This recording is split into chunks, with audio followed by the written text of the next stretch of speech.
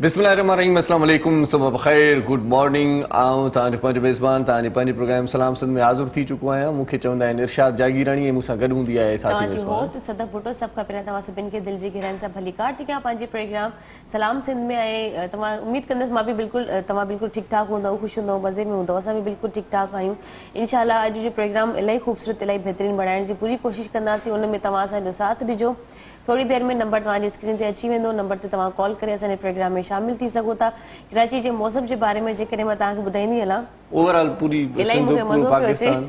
उनजी मौसम चेंज आहे। हा बिल्कुलु, पर असां मतिलबु कराची में आहे त मां हितां जो थोरो ॿुधाईंदी हलां। त मां सुबुह जॾहिं उथियसि त सुबुह त अॼु वाक़ई में थधि बि हुई। मूंखे लॻे पियो सिर्फ़ु मूंखे ई सीतो थिए, पर जॾहिं मां ॿाहिरि ॾिसां पई त काफ़ी माण्हुनि खे जैकेट्स वग़ैरह पातल हुयूं। कॾहिं कॾहिं लॻंदो आहे त मूंखे सीतो थिए, शायदि बुखार आहे। मूंखे पोइ माण्हू ॿिए खां पुछा कंदो आहे त तव्हांखे बि सी महसूसु थिए थो छा? पोइ ॿियो कोई चवंदो आहे त सी आहे त पोइ ठीकु आहे, मौसम अहिड़ी आहे। मूंखे अॼु लॻे पियो त सिर्फ़ु मूंखे ई सीतो थिए, हिमत कोन पई थिए उथण जी। पर मां चयो मे बि शायदि वाक़ई में मूंखे थक इलाही आहे, शायदि मूंखे फीवर आहे। ॿाहिरि जॾहिं मां ॾिठमि त काफ़ी माण्हू ॿाहिरि स्कूल जॾहिं वञनि पिया स्वेटर वग़ैरह पाए, ऐं स्वेटर पातो जॾहिं रस्ते में आयासीं न स्वेटर मुंहिंजा सर्दी जा कपिड़ा निकिता कोन। कॾहिं कॾहिं ईअं थींदो आहे न, कंहिंखे ॾिसंदा आहियूं त पोइ पाण बि स्वेटर पाए वठंदा आहियूं। हा, पर जॾहिं मां निकितसि त अञा सर्दी जा कपिड़ा न आहे निकिता। पर हाणे मां सोचां थी, हे त वास्केट वग़ैरह पाए वेही रहंदा आहिनि, पर मुंहिंजी हिते हालत थींदी आहे त एतिरा सारा एसी हलंदा आहिनि, हिते असां कुल्फी लॻा पिया हूंदा आहियूं। असांजो हिकिड़ो दोस्त आहे, उहो स्वेटर असांजो हिकिड़ो दोस्त आहे, उहो स्वेटर खणी करे ॿाहिरि जेको बीठो हुयो, गेट ते जेको बीठो। मां चयोमांसि यार छा हाणे कंहिंखे थो ॻोल्हे पियो, को एॾी देरि खां छो बीठो आहे? चई यार मां ॾिसां थो ॿियो को स्वेटर वारो मिले त मां बि पायां। ॿई हिक जहिड़ा थियूं। माण्हू ॾिसंदा आहिनि यार मां पाईंदुमि, माण्हू चवंदा यार एॾो सी त न आहे, छो पातो आहे? ॿिया जेकॾहिं ॿियनि खे पातल आहे त पर मां त ईअं चवंदसि ॿियनि जे चवण ते न, पर जेकॾहिं तव्हांखे सी थिए थो या तव्हांखे गर्मी थिए थी त सिर्फ़ु पंहिंजी तबियत खे पंहिंजे पाण खे ॾिसणु घुरिजे। इनशाला सुभाणे खां मां बि सोचां थी त हाणे पंहिंजा गरम कपिड़ा कढां, ऐं मे बि शायदि नेक्स्ट मंडे खां असां पंहिंजे वार्डरोब खे बि चेंज करण जी पूरी कोशिशि कंदसि ऐं पंहिंजे प्रोग्राम खे अॻिते वधाईंदा था हलूं। बिल्कुलु बिल्कुलु, हूअं तव्हांजी तबियत सही आहे न? मां बिल्कुलु ठीकु ठाक आहियां। ओके पोजीशन में आहियो न? हा बिल्कुलु। माशाल्लाह माशाल्लाह। ऐं कराची जी जेका ट्रैफिक आहे उहा थोरी हाणे घटि थी वई आहे कल्ह खां। पाण बल्कि 15-10 ॾींहंनि खां वठी करे पाण ॾाढो मुश्किल जो शिकार हुयासीं। उहो इनजे करे त कराची किंग्स ऐं जेको आहे सो लाहौर कलंदर जी जेका सुपर लीग जेका मैच हुई उहा कराची किंग्स वारनि नेठि खटे वरिती आहे कल्ह, ऐं ॾाढो जेको आहे सो मन मोहिजी वियो आहे। कराची वासी बि ॾाढा ख़ुशि थिया आहिनि। लाहौर कलंदर वारनि पंहिंजी शिकस्त तस्लीम करे वरिती आहे ऐं बाबर आज़म खे मैन ऑफ द मैच करार ॾिनो वियो आहे। बाबर आज़म ॾाढी सुठी जेका आहे सा रांदि खेॾी आहे। बाबर आज़म पाण खे बाक़ाइदगीअ सां मञरायो आहे ऐं फुल फॉर्म में आहे। मैन ऑफ द सीरीज़ बि उहा आहे ऐं पंजी जेका सुपर लीग आहे उहा खटी वरिती अथऊं। सो कराची किंग्स वारनि खे तमामु घणियूं मुबारकूं हुजनि। ऐं तव्हां जेकी असांजा व्यूअर आहियो, उहे जेकी क्रिकेट जा शाइक़ीन आहिनि, शौक़ीन आहिनि, उन्हनि खे बि तमामु घणियूं मुबारकूं हुजनि। जिन कराची किंग खे जंहिं सपोर्ट कयो उनखे बि जेको आहे सो दोस्त खे मुबारकूं हुजनि। कराची किंग्स जो जेको ऑनर आहे सलमान साहिबु, उनखे बि मुबारकूं असीं ॾियूं था। सभु तमामु जेकी बि क्रिकेट जा शाइक़ीन आहिनि उन सभिनी खे मुबारकूं हुजनि। इंटरनेशनल क्रिकेट जी बहाली आहे इहा बि, ऐं गॾोगॾु असांजे कराचीअ में रांदियुनि जो जेको माहौल जुड़े थो उन मां मुस्बत हिकिड़ो पैगाम वञे थो त अमन अमान वारी सूरत हाल बरक़रार आहे।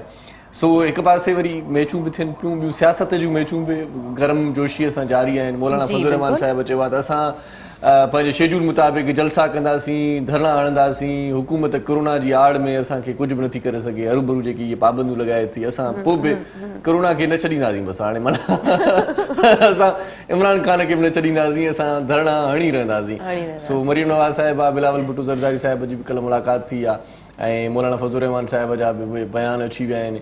सो बहरहाल ॾिसूं त सियासी माहौल छा थो जुड़े। बहरहाल इमरान ख़ान साहिब हिकिड़ी ॾाढी ज़बरदस्त ॻाल्हि ॿी वरी अची वई आहे साम्हूं, उन ते अमल दरामद करण जी कोशिशि कई पई वञे त हाणे जेका इलेक्शन थींदी सदब त उहा इलेक्शन पाण जेका पर्ची विझंदा आहियूं, पर्ची वारी इलेक्शन ख़तमु थींदी, पर्ची सिस्टम ई ख़तमु थींदो ऐं डिजिटल स्टाइल में ऐं इलेक्ट्रॉनिक स्टाइल में तव्हां हाणे वोट कास्ट कंदव।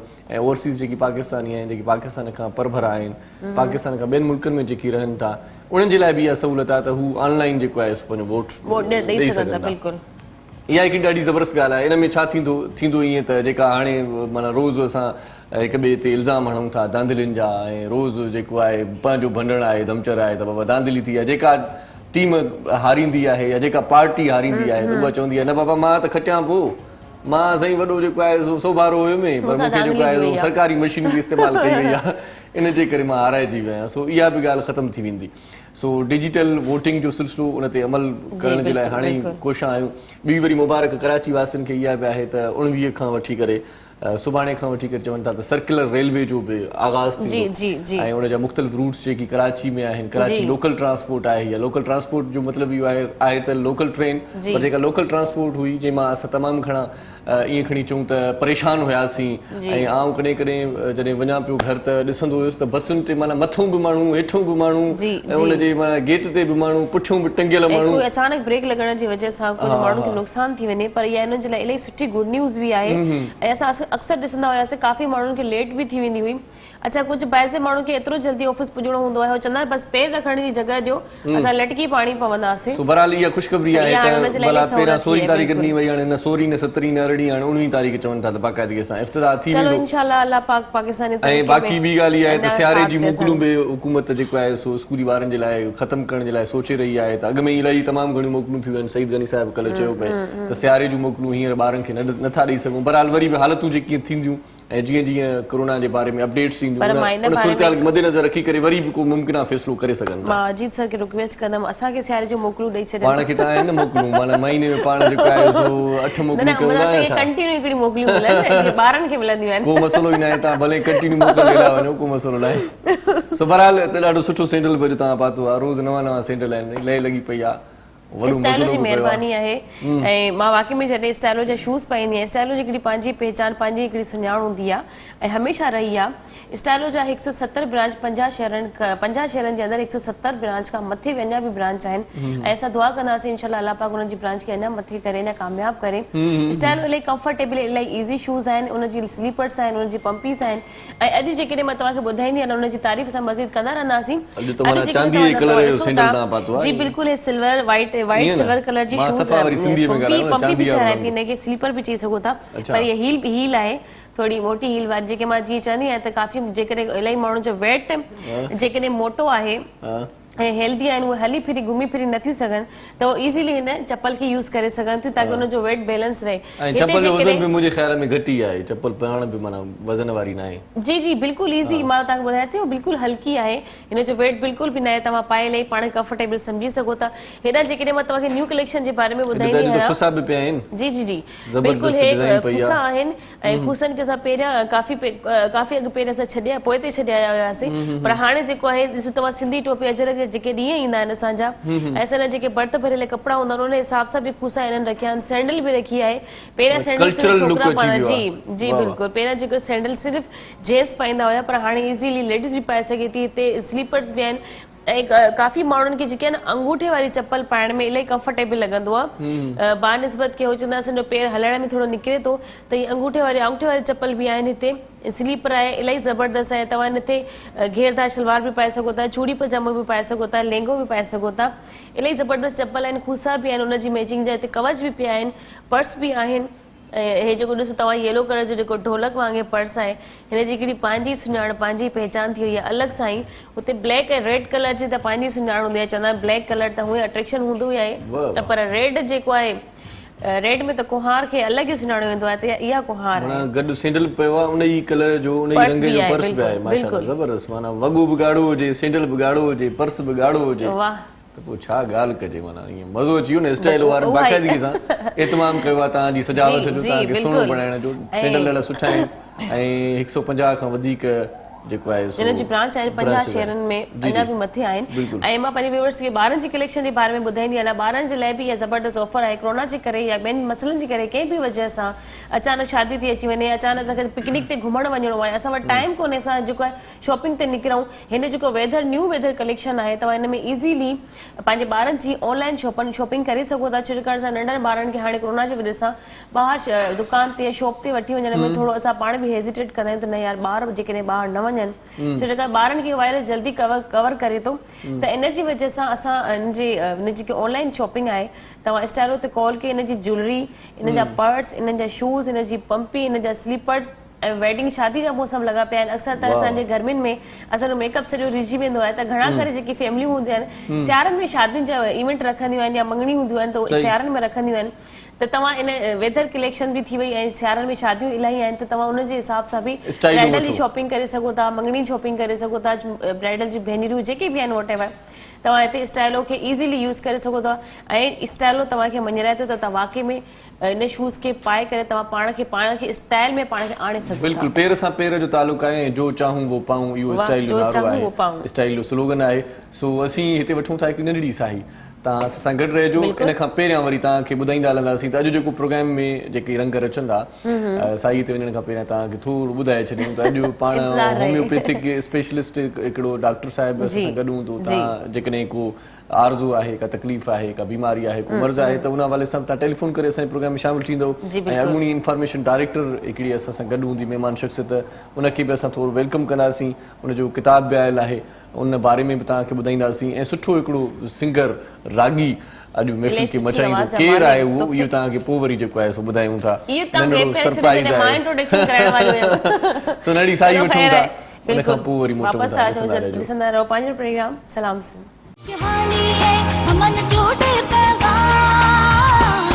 मुझे सिंध के सलाम सलाम सिंध शहानी है हमन जोड़े पैगाम मुझे सिंध के सलाम सलाम सिंध। जी भलीकार चऊं था तव्हांखे पंहिंजे प्रोग्राम सलाम सिंध में ऐं तव्हांजी वॾी महिरबानी आहे, तव्हां असांजो प्रोग्राम ॾिसंदा आहियो ऐं तव्हां असां सां गॾु आहियो। तव्हांखे वरी हिकु भेरो ॿीहर भलीकार चऊं था, सदफ़ खे बि भलीकार।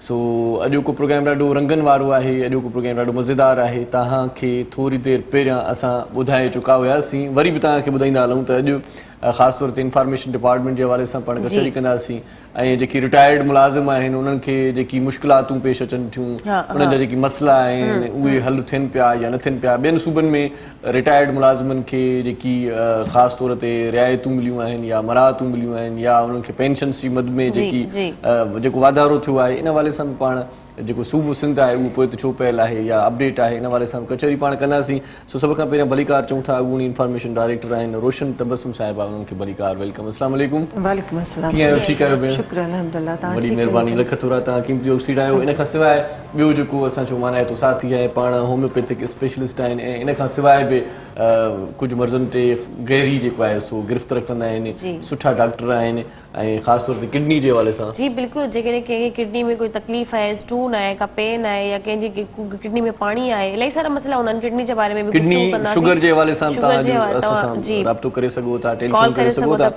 सो डॉक्टर शफ़क़त अली साहिब खे असां दावत ॾिनी आहे, उनखे वॾी महिरबानी उन्हनि जी जो असां जे प्रोग्राम में आया। Thank U sir so much. ऐं सुठो रागी ॾाढो माना आहे दोस्त असांजो सुठो ॻाईंदो आहे, नौजवान तबिको हूअं बि ॾाढो सुठो अॼुकल्ह उभरी रहियो आहे ऐं उन्हनि नौजवाननि में ही नौजवान अहिड़ो आहे जो हिन नौजवान वटां वरी ॿिया नौजवान काफ़ी सिखिया आहिनि। सो उन्हनि बि पंहिंजो नालो कमायो आहे ऐं पाण हिन ई उमिरि में तमामु घणी सिखिया बि ॾींदा आहिनि नौजवाननि खे ऐं सुठा कंपोज़र बि आहिनि ऐं सुठा रागी बि आहिनि। भलीकार चऊं था तुफ़ैल भलाई साहिब खे।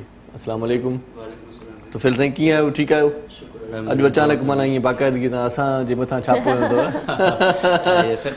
न ॿुधाइण न सुधाइण, डायरेक्ट अची विया आहियो डायरेक्टर सां मिली करे। वाह वाह वाह वाह, वॾी महिरबानी, लख थोरा तव्हां क़ीमती वक़्त सीड़ायो। ॿुधूं था तव्हांखे थोरी देरि में, लख थोरा तव्हांजा। अदी रोशन तव्हांजो हिकिड़ो ॾाढो सुठो किताब बि मुंहिंजे ख़्याल में ही आहे, थैंक यू मेमुन रोशन तबस्सुम। तव्हां ही बेनज़ीर साहबा ते लिखियो आहे। जी जी, और कायनात रोने लगी, हिन में शाइरी आहे मुंहिंजे ख़्याल में। नसरी नज़्म आहिनि, नसरी नज़्म आहिनि, सही बेनज़ीर जे हवाले सां। सो ही समूरी शाइरी तव्हांजी पंहिंजी आहे या तरतीब तव्हांजी आहे? जी मुंहिंजी आहे। माशाल्लाह माशाल्लाह, ॾाढो सुठो कलरफुल किताब छपायो आहे। छो त हिन में अक्सर असां वटि जेके किताब हूंदा आहिनि उहे त या त अच्छे पने ते हूंदा आहिनि, पेपर ते सादे ते हूंदा आहिनि, पर तव्हां हिनखे ॾाढो रंगीन करे ऐं हिन जेको पेपर आहे जी शख़्सियत अहिड़ी हुई जो दिलि चयो त सुठी शइ ॾिजे। हा सही सही सही। सो इन खां सवाइ बि अजी तव्हां शाइरी कई आहे बेनज़ीर साहिबा ते, त ही थी वियो। जी इन खां सवाइ बि शाइरी कई अथव? जी मुंहिंजा 13 किताब छपिया आहिनि, नसरी नज़्म, शॉर्ट स्टोरीज़, आर्टिकल, इंटरव्यूज़। अच्छा अच्छा, माशाल्लाह। 3 सालनि जो पोरियो पोइ मुख़्तलिफ़ वक़्तनि ते किताब छपिया आहिनि मुंहिंजा माशाल्लाह माशाल्लाह ऐं ज़बरदस्त बेनज़ीर ते ॿियो बि किताब आहे सो अञा पब्लिश कोन थियो अंडर प्रोसेस आहे सही सही अच्छा इहो भला तालुक तव्हांजो पीपल्स पार्टी सां आहे या सिर्फ़ु मोहतरमा बेनज़ीर सां मोहबत न हुई सिर्फ़ु बेनज़ीर साहिबा सां कॾहिं कॾहिं ईअं थींदो आहे त पार्टीअ जी मजबूरी बि हूंदी आहे कॾहिं कॾहिं दिलि न चवंदी न आहे पार्टी जी त का मजबूरी कोन्हे हालांकि उहे बि असांजा पंहिंजा आहिनि सभिनी जी रिस्पेक्ट कयूं था ऐं बाक़ी जेको हीअ किताब मूं लिखियो आहे न ख़ासि बेनज़ीर जे मोहबत में लिखियो आहे सही सही एतिराम में लिखियो आहे सही उहो इन जे लाइक़ु हुई त उन लाइ कुझु कजे सही जेको असां कलमकार आहियूं जेको असां पुॼी सघियासीं सही सही हर माण्हू पंहिंजो किरदारु जी निभाए असां पंहिंजो कलम जो पोरियो ॾिनो आहे सही सही सही कॾहिं भला रिटायर थिया इंफॉर्मेशन रिटायर डिपार्टमेंट में मूंखे 2 साल 3 साल पियो हले अच्छा अच्छा जी उन खां पोइ हाणे हुकूमती सतह ते रिटायर मुलाज़िमनि जे लाइ का ख़ुशख़बरी बि आहे या रुॻो ॾुख वारियूं ख़बरूं आहिनि रुॻो असां त रोज़ पुछा कंदा आहियूं माशाल्लाह ॾुख सुख ज़िंदगी जो हिसो आहिनि पर गवर्नमेंट ऑफ सिंध जेका आहे न सा इलाही सुस्त आहे जेके ऑफिसर्स आहिनि या ऑफिशियल्स आहिनि त असांजी रिटायर थी विया आहियूं त असांजी रिटायरमेंट खां पोइ पेंशन वग़ैरह त मिले थी उन में त को तकलीफ़ कोन्हे पर माण्हू जेकॾहिं कराची जे शहर में थो रहे या किथे बि रहे थो असांजा अलाए केतिरा लखे माण्हू आहिनि जिन वटि घर बि कोन्हे ऐं खाइण लाइ बि कोन्हे पघार बि एतिरा कोन आहिनि सॼी ज़िंदगी नौकरीअ खे ॾिनो रिटायर थी विया पर घर बि न हाणे आहिनि उन्हनि जी पेंशन बि सुठी आहे पघार बि सुठा आहिनि जेके नंढा आहिनि वीचारा ऑफिशियल्स उन्हनि लाइ इलाही प्रॉब्लम्स आहिनि उहे पंहिंजो घर बि नथा ठाहे सघनि छो त पघार मां मस पंहिंजे घर बचनि जी पूरी थी थिए ऐं इन खां पोइ जेको आहे सो असां सां वॾो मसइलो हीअ आहे त जेके रिटायर ऑफिसर्स या ऑफिशियल्स आहिनि त हिते पाकिस्तान जे 3 सूबनि में इंश्योरेंस जेका असांजे पघार मां कटी वेंदी आहे अच्छा सही त उन सभिनी खे मिले थी नोटिफाइड थी वियो ऐं मिलनि पई ॿियनि सूबनि में उन ते ॿियनि अमल सूबनि आहे में मिले पई सही ऐं असांखे अञा सिंध में जेको आहे सो अलाह साईं हयाती ॾे असांजे मुराद अली शाह साहब खे उहो टेबल ते रखियो वेठा आहे मतां ईंदड़ बजट में तव्हां लाइ ख़ुशख़बरी हुजे अलाह रहम करे असां बि स्ट्रगल त करियूं पिया सो माने लाइ सोचो त का एसोसिएशन ठाहियूं हा हा थोरो अॻिते वधूं छा कजे माना रिटायर्ड मुलाज़िमनि जी हर एसोसिएशन हा जी सही सही हर ॻाल्हि खे पहुचाइण लाइ अॼुकल्ह जेको आहे सो फैशन थी पाण वियो आहे मुतफ़िक़ ताउन हुजो। करण जो भिटाई साहिब जीअं चयो लीला लीलाए में लही तव्हां पिणु लीलाए जा आसरो मल्हाइज सो असां आसरो त कोन लाथो आहे ऐं लीलाईंदासूं इनशाअल्लाह इहा ॾाढी ॻाल्हि माना गणती वारी कई अथव त अॼुकल्ह हर मामिलो माना हीला करण सां रड़ियूं करण रड़ियूं करण सां सां मिले डाउन थो। करण खां पोइ कुझु ऐं थिए मां थो चवां थी त जेके रिटायर आहिनि भले हुननि खे 5 ॿार आहिनि या 10 आहिनि हिकिड़े ॿार खे त पंहिंजे डिपार्टमेंट में नौकिरी मिलणु खपे सही सही सही इहो हा कोशिशि इहो करियो तव्हां बिल्कुलु इहो सही तव्हांजो ॻाल्हि चवणु कई आहे किन माण्हुनि जो वरी चवणु आहे त इहा सन कोटा बि ख़तमु कई वञे नवां फ्रेश माण्हू अचनि अञा सनकोटा त मॉलनि खे थो मिले न मां जीअरनि जी ॻाल्हि पई अच्छा कयां अच्छा सही त जीअरे हिकिड़ो ॿार रखो इन खां माण्हू त पोइ- मोलनि खे बर्दाश्त नथा कनि इन खां त मरी पोइ वियो आहे त उनजे पुट खे न असांजे मिले सिंध में जेके बि सॼी दुनिया जा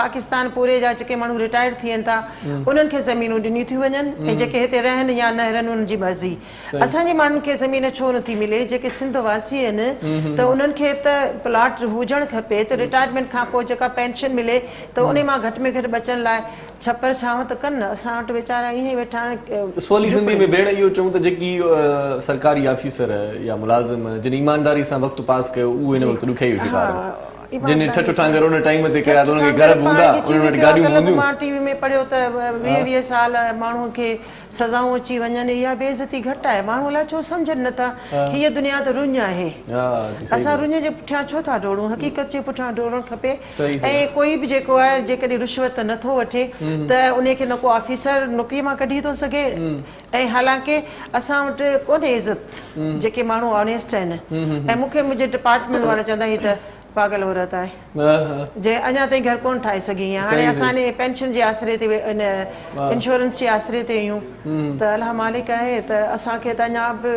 सही मिलंदा किन खे 5 मिलंदा 8 मिलंदा अॼुकल्ह 5 न 8 ॾहनि खे बहरहाल अल्लाह साईं ख़ैर करे वारा यार कोशिशि कंदासीं इंशाअल्लाह मां सिर्फ़ पंहिंजे लाइ न मां चवां थी त जेके हेठि खां वठी मथे ताईं आहिनि इहो मसइलो हल थियणु खपे सही सही डॉक्टर साहब भी हमारे साथ हैं डॉक्टर शफकत डॉक्टर साहब ये शुगर का जो मर्ज है वो अक्सर आजकल तो नौजवानों में भी है तो इस पे कंट्रोल के लिए टेबलेट वगैरह तो ले लेते हैं मुस्तकिल इसका कोई हल है या नहीं है सबसे पहले तो ये बताएं सर इसका सबसे पहले तो मैं तारुफ करवा दूं हाँ कि मेरा नाम डॉक्टर शफकत है और हम पाकिस्तान के अंदर जो होम्योपैथी की फील्ड है जी जी तो इसमें हम लोग बाबा होम्योपैथिक हमारी फैमिली कहलाती है अच्छा पाकिस्तान बाबा जी। होम्योपैथिक अच्छा जबरदस्त और हमें टाइटल मिला है सदर पाकिस्तान की तरफ से मेरे अंकल थे डॉक्टर अमीर साहब अच्छा, को अच्छा। प्राइड ऑफ परफॉर्मेंस दिया गया मतलब तो इस हवाले से 20-25-50 साल से हम लोग वर्किंग कर रहे हैं। पाकिस्तान में इब्तदाई डॉक्टर आप ही है, मतलब आपका जी, खानदान है। मतलब होम्योपैथी के हवाले से जो आज इतनी स्टैब्लिशमेंट हुई है, तो उसके हवाले से। सही।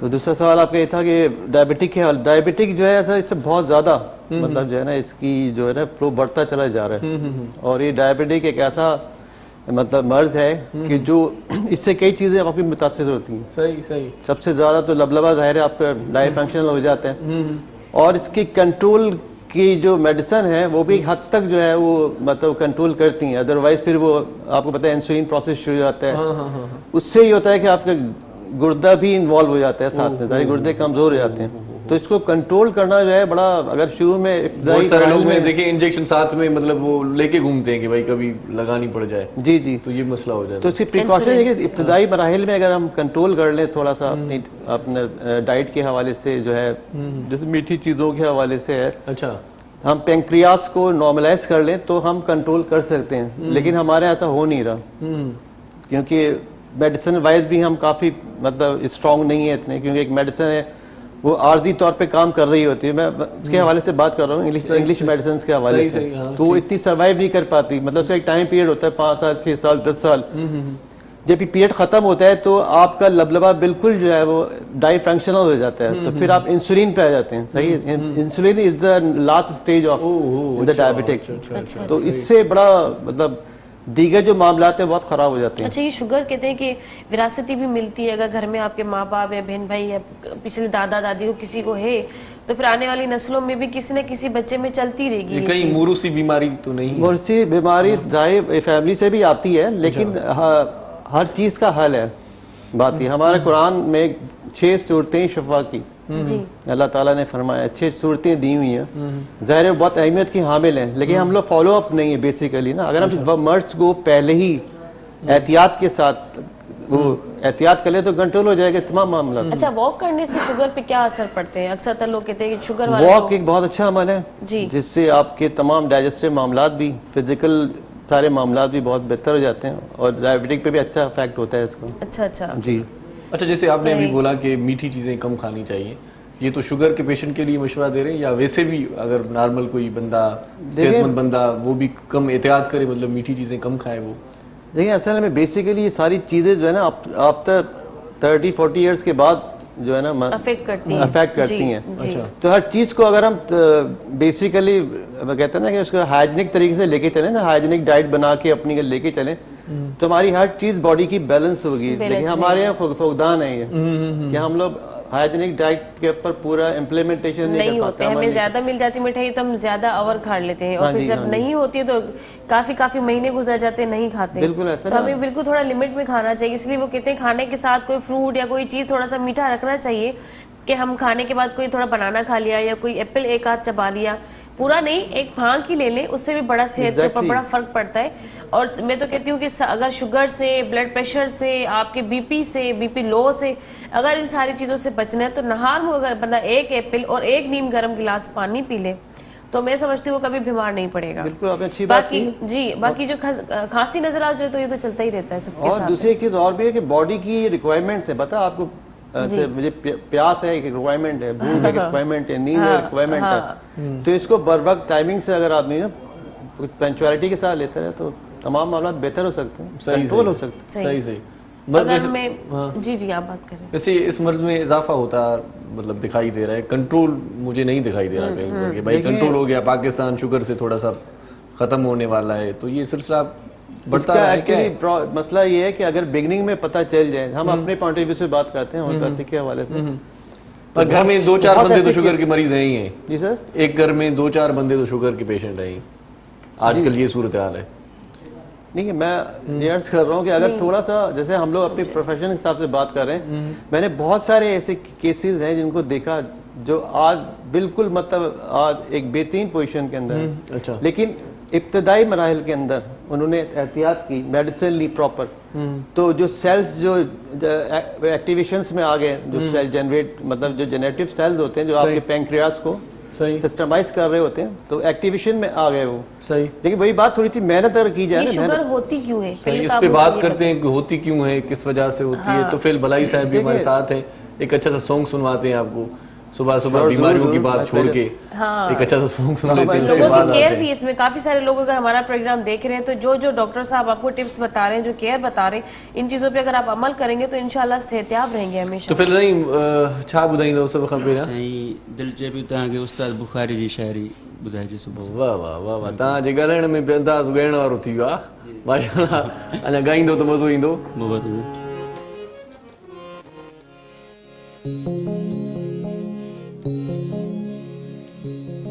जॾहिं शाम पाछनि खे वेढ़े छॾे,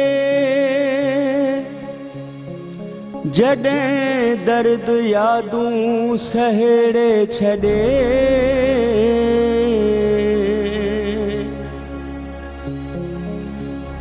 तॾहिं चंड खे तूं नियापो कजां, अञा हसरतुनि जा ॾिया था ॿरनि, अंदर खे आसिरा अञा था रहनि। असां वक़्त जी चीच नाहे छॾी, हली आओ ज़िंदगी एॾी नाहे वॾी।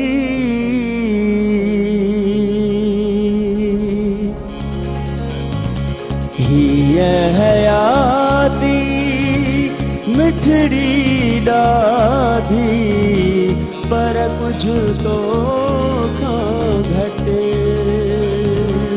हीअ हयाती मिठड़ी ॾाढी, पर कुझु तो खां घटि। सारी दुनिया वणदी आहे, सारी दुनिया वणदी आहे, सारी दुनिया वणदी आहे, पर कुझु तो खां घटि। हीअ हयाती मिठड़ी ॾाढी, पर कुझु तो खां घटि।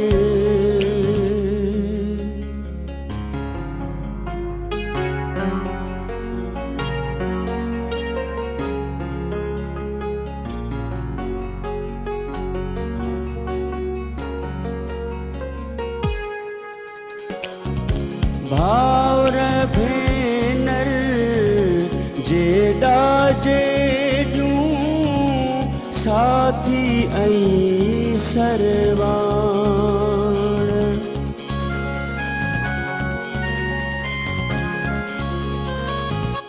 भाउर भेनर जेॾा जेॾियूं, साथी ऐं सरवाण। सभिनी सां मुंहिंजी मोहबत ॾाढी, पर कुझु तो खां घटि। हीअ हयाती मिठड़ी ॾाढी, पर कुझु तो खां घटि।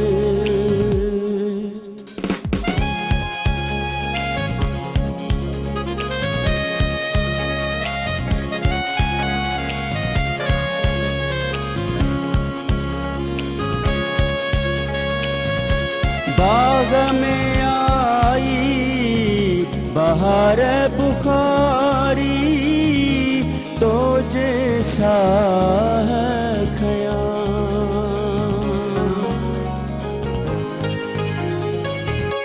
बाग में आई बहार बुखारी, तो जैसा है हर गुल में खुशबू ॾाढी, पर कुझु तो खां घटि। हीअ हयाती मिठड़ी ॾाढी, पर कुझु तो खां घटि। सारी दुनिया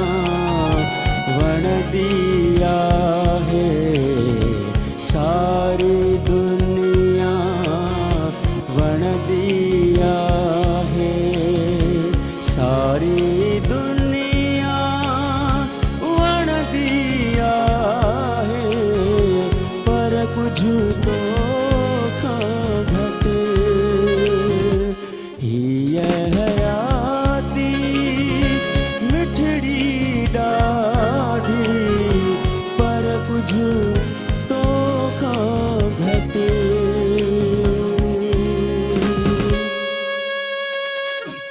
वाह साईं वाह उस्ताद बुखारी छा त शाइरी छा त अंदाज़ छा त एहसास त हीअ हयाती मिठड़ी ॾाढी ॾाढी मिठड़ी आहे पर कुझु तोखां घटि अच्छा त फिल मूंखे थोरो इहो ॿुधाइजो तव्हांजी जेकी ज़ात आहे भलाई आहे इन जो मतिलबु मीन्स भलाई मतिलबु इलाही सुठा माण्हू आहियो तव्हां बसि हिन जी ज़िंदगीअ में ज़ात जे करे माना कोशिश कंदा आहियूं बसि हिन ज़ात जे करे तारीफ़ न थिए त पोयां केरु सुठा रहो भलाई ज़ात जे करे भलाई कंदा रहंदा आहियो घणी सुनाणी साई वठूं था टाइम थी वियो आहे साईअ जो उस्ताद मोहरम नाज़ बि गाइबाना म्यूज़िक ॾिनी आहे बाक़ी म्यूज़िक त हुई पर पाण गाइबाना अॼु शिरकत कई अथई सो उस्ताद मोहरम नाज़ जी वॾी महिरबानी जेको साइड में वेठो असांजे प्रोग्राम में रौनक बख़्शे थो असांखे नंढड़ी साईअ जो वक़्तु थियो आहे मोटी अचूं था कचहरी न कयूं था ॾिसंदा रहिजो पंहिंजो प्रोग्राम सलाम सिंध खुशहाली है अमन जोड़े पैगाम मुझे सिंध के सलाम सलाम सिंध खुशहाली है अमन जोड़े पैगाम मुझे सिंध के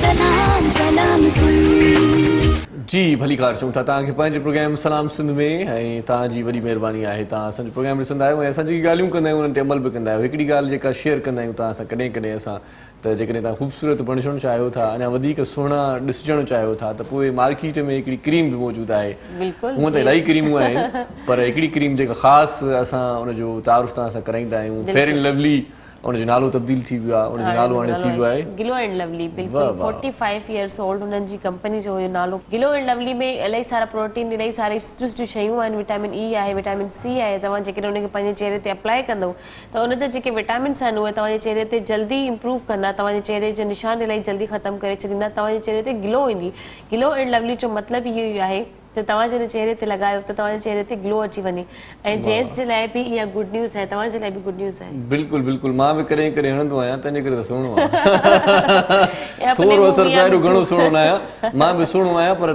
तोखां कुझु घटि उस्ताद बुखारी आहे शाइरीअ वांगुरु सो बहरहाल ग्लो एंड लवली मार्केट में आहे ऐं हर रंग सुहिणो हूंदो आहे ग्लो एंड लवली जो बि इहो चवणु आहे उन्हनि स्लोगन आहे हर रंग सुहिणो आहे हर रंगत जो पंहिंजो मज़ो आहे तव्हां जेकॾहिं सांवरा आहियो तॾहिं बि सुहिणा आहियो तव्हांजो कणकाऊं रंग आहे तॾहिं बि तव्हां VIP ज़बरदस्त आहियो पर जेकॾहिं तव्हां शख़्सियत में निखार आणणु चाहियो था ऐं चेहरे में रौनक आणणु चाहियो था ऐं चेहरो बाक़ाइदगीअ सां ईअं गुलाब जे गुल वांगुरु ईअं थोरो बहकंदड़ महकंदड़ रखणु चाहियो था त पोइ तव्हां ग्लो एंड लवली मार्केट में मौजूदु आहे दस्तियाबु आहे तव्हां अॼु ई वेझे कंहिं जनरल स्टोर तां वठी सघो था जेकॾहिं अॼु सामान सदे लाइ तव्हां निकिरंदो ॿाहिरि ऐं पर्ची में जेकॾहिं लिखियलु न आहे ग्लो एंड लवली त तव्हां लिखी छॾियो या यादि करे छॾियो तव्हांखे अॼु सामान सां गॾु उहा शइ वठणी आहे ग्लो एंड लवली सियारे जी मुंद में बि तव्हां इस्तेमालु करे सघो था ऐं हाणे तव्हां जेको आहे सो जेकॾहिं वेझड़ में का ख़ूबसूरत पार्टी आहे का शादी आहे का तकरीब आहे का सालगिरह आहे ऐं किथे जल्दी पहुचणो आहे त ख़ासि तौर ते ईअं थींदो आहे त असां मेकअप वग़ैरह कंदा आहियूं सो मेकअप वग़ैरह खां जेकॾहिं थोरो जल्दी जल्दी तयारु तव्हांखे थियणो आहे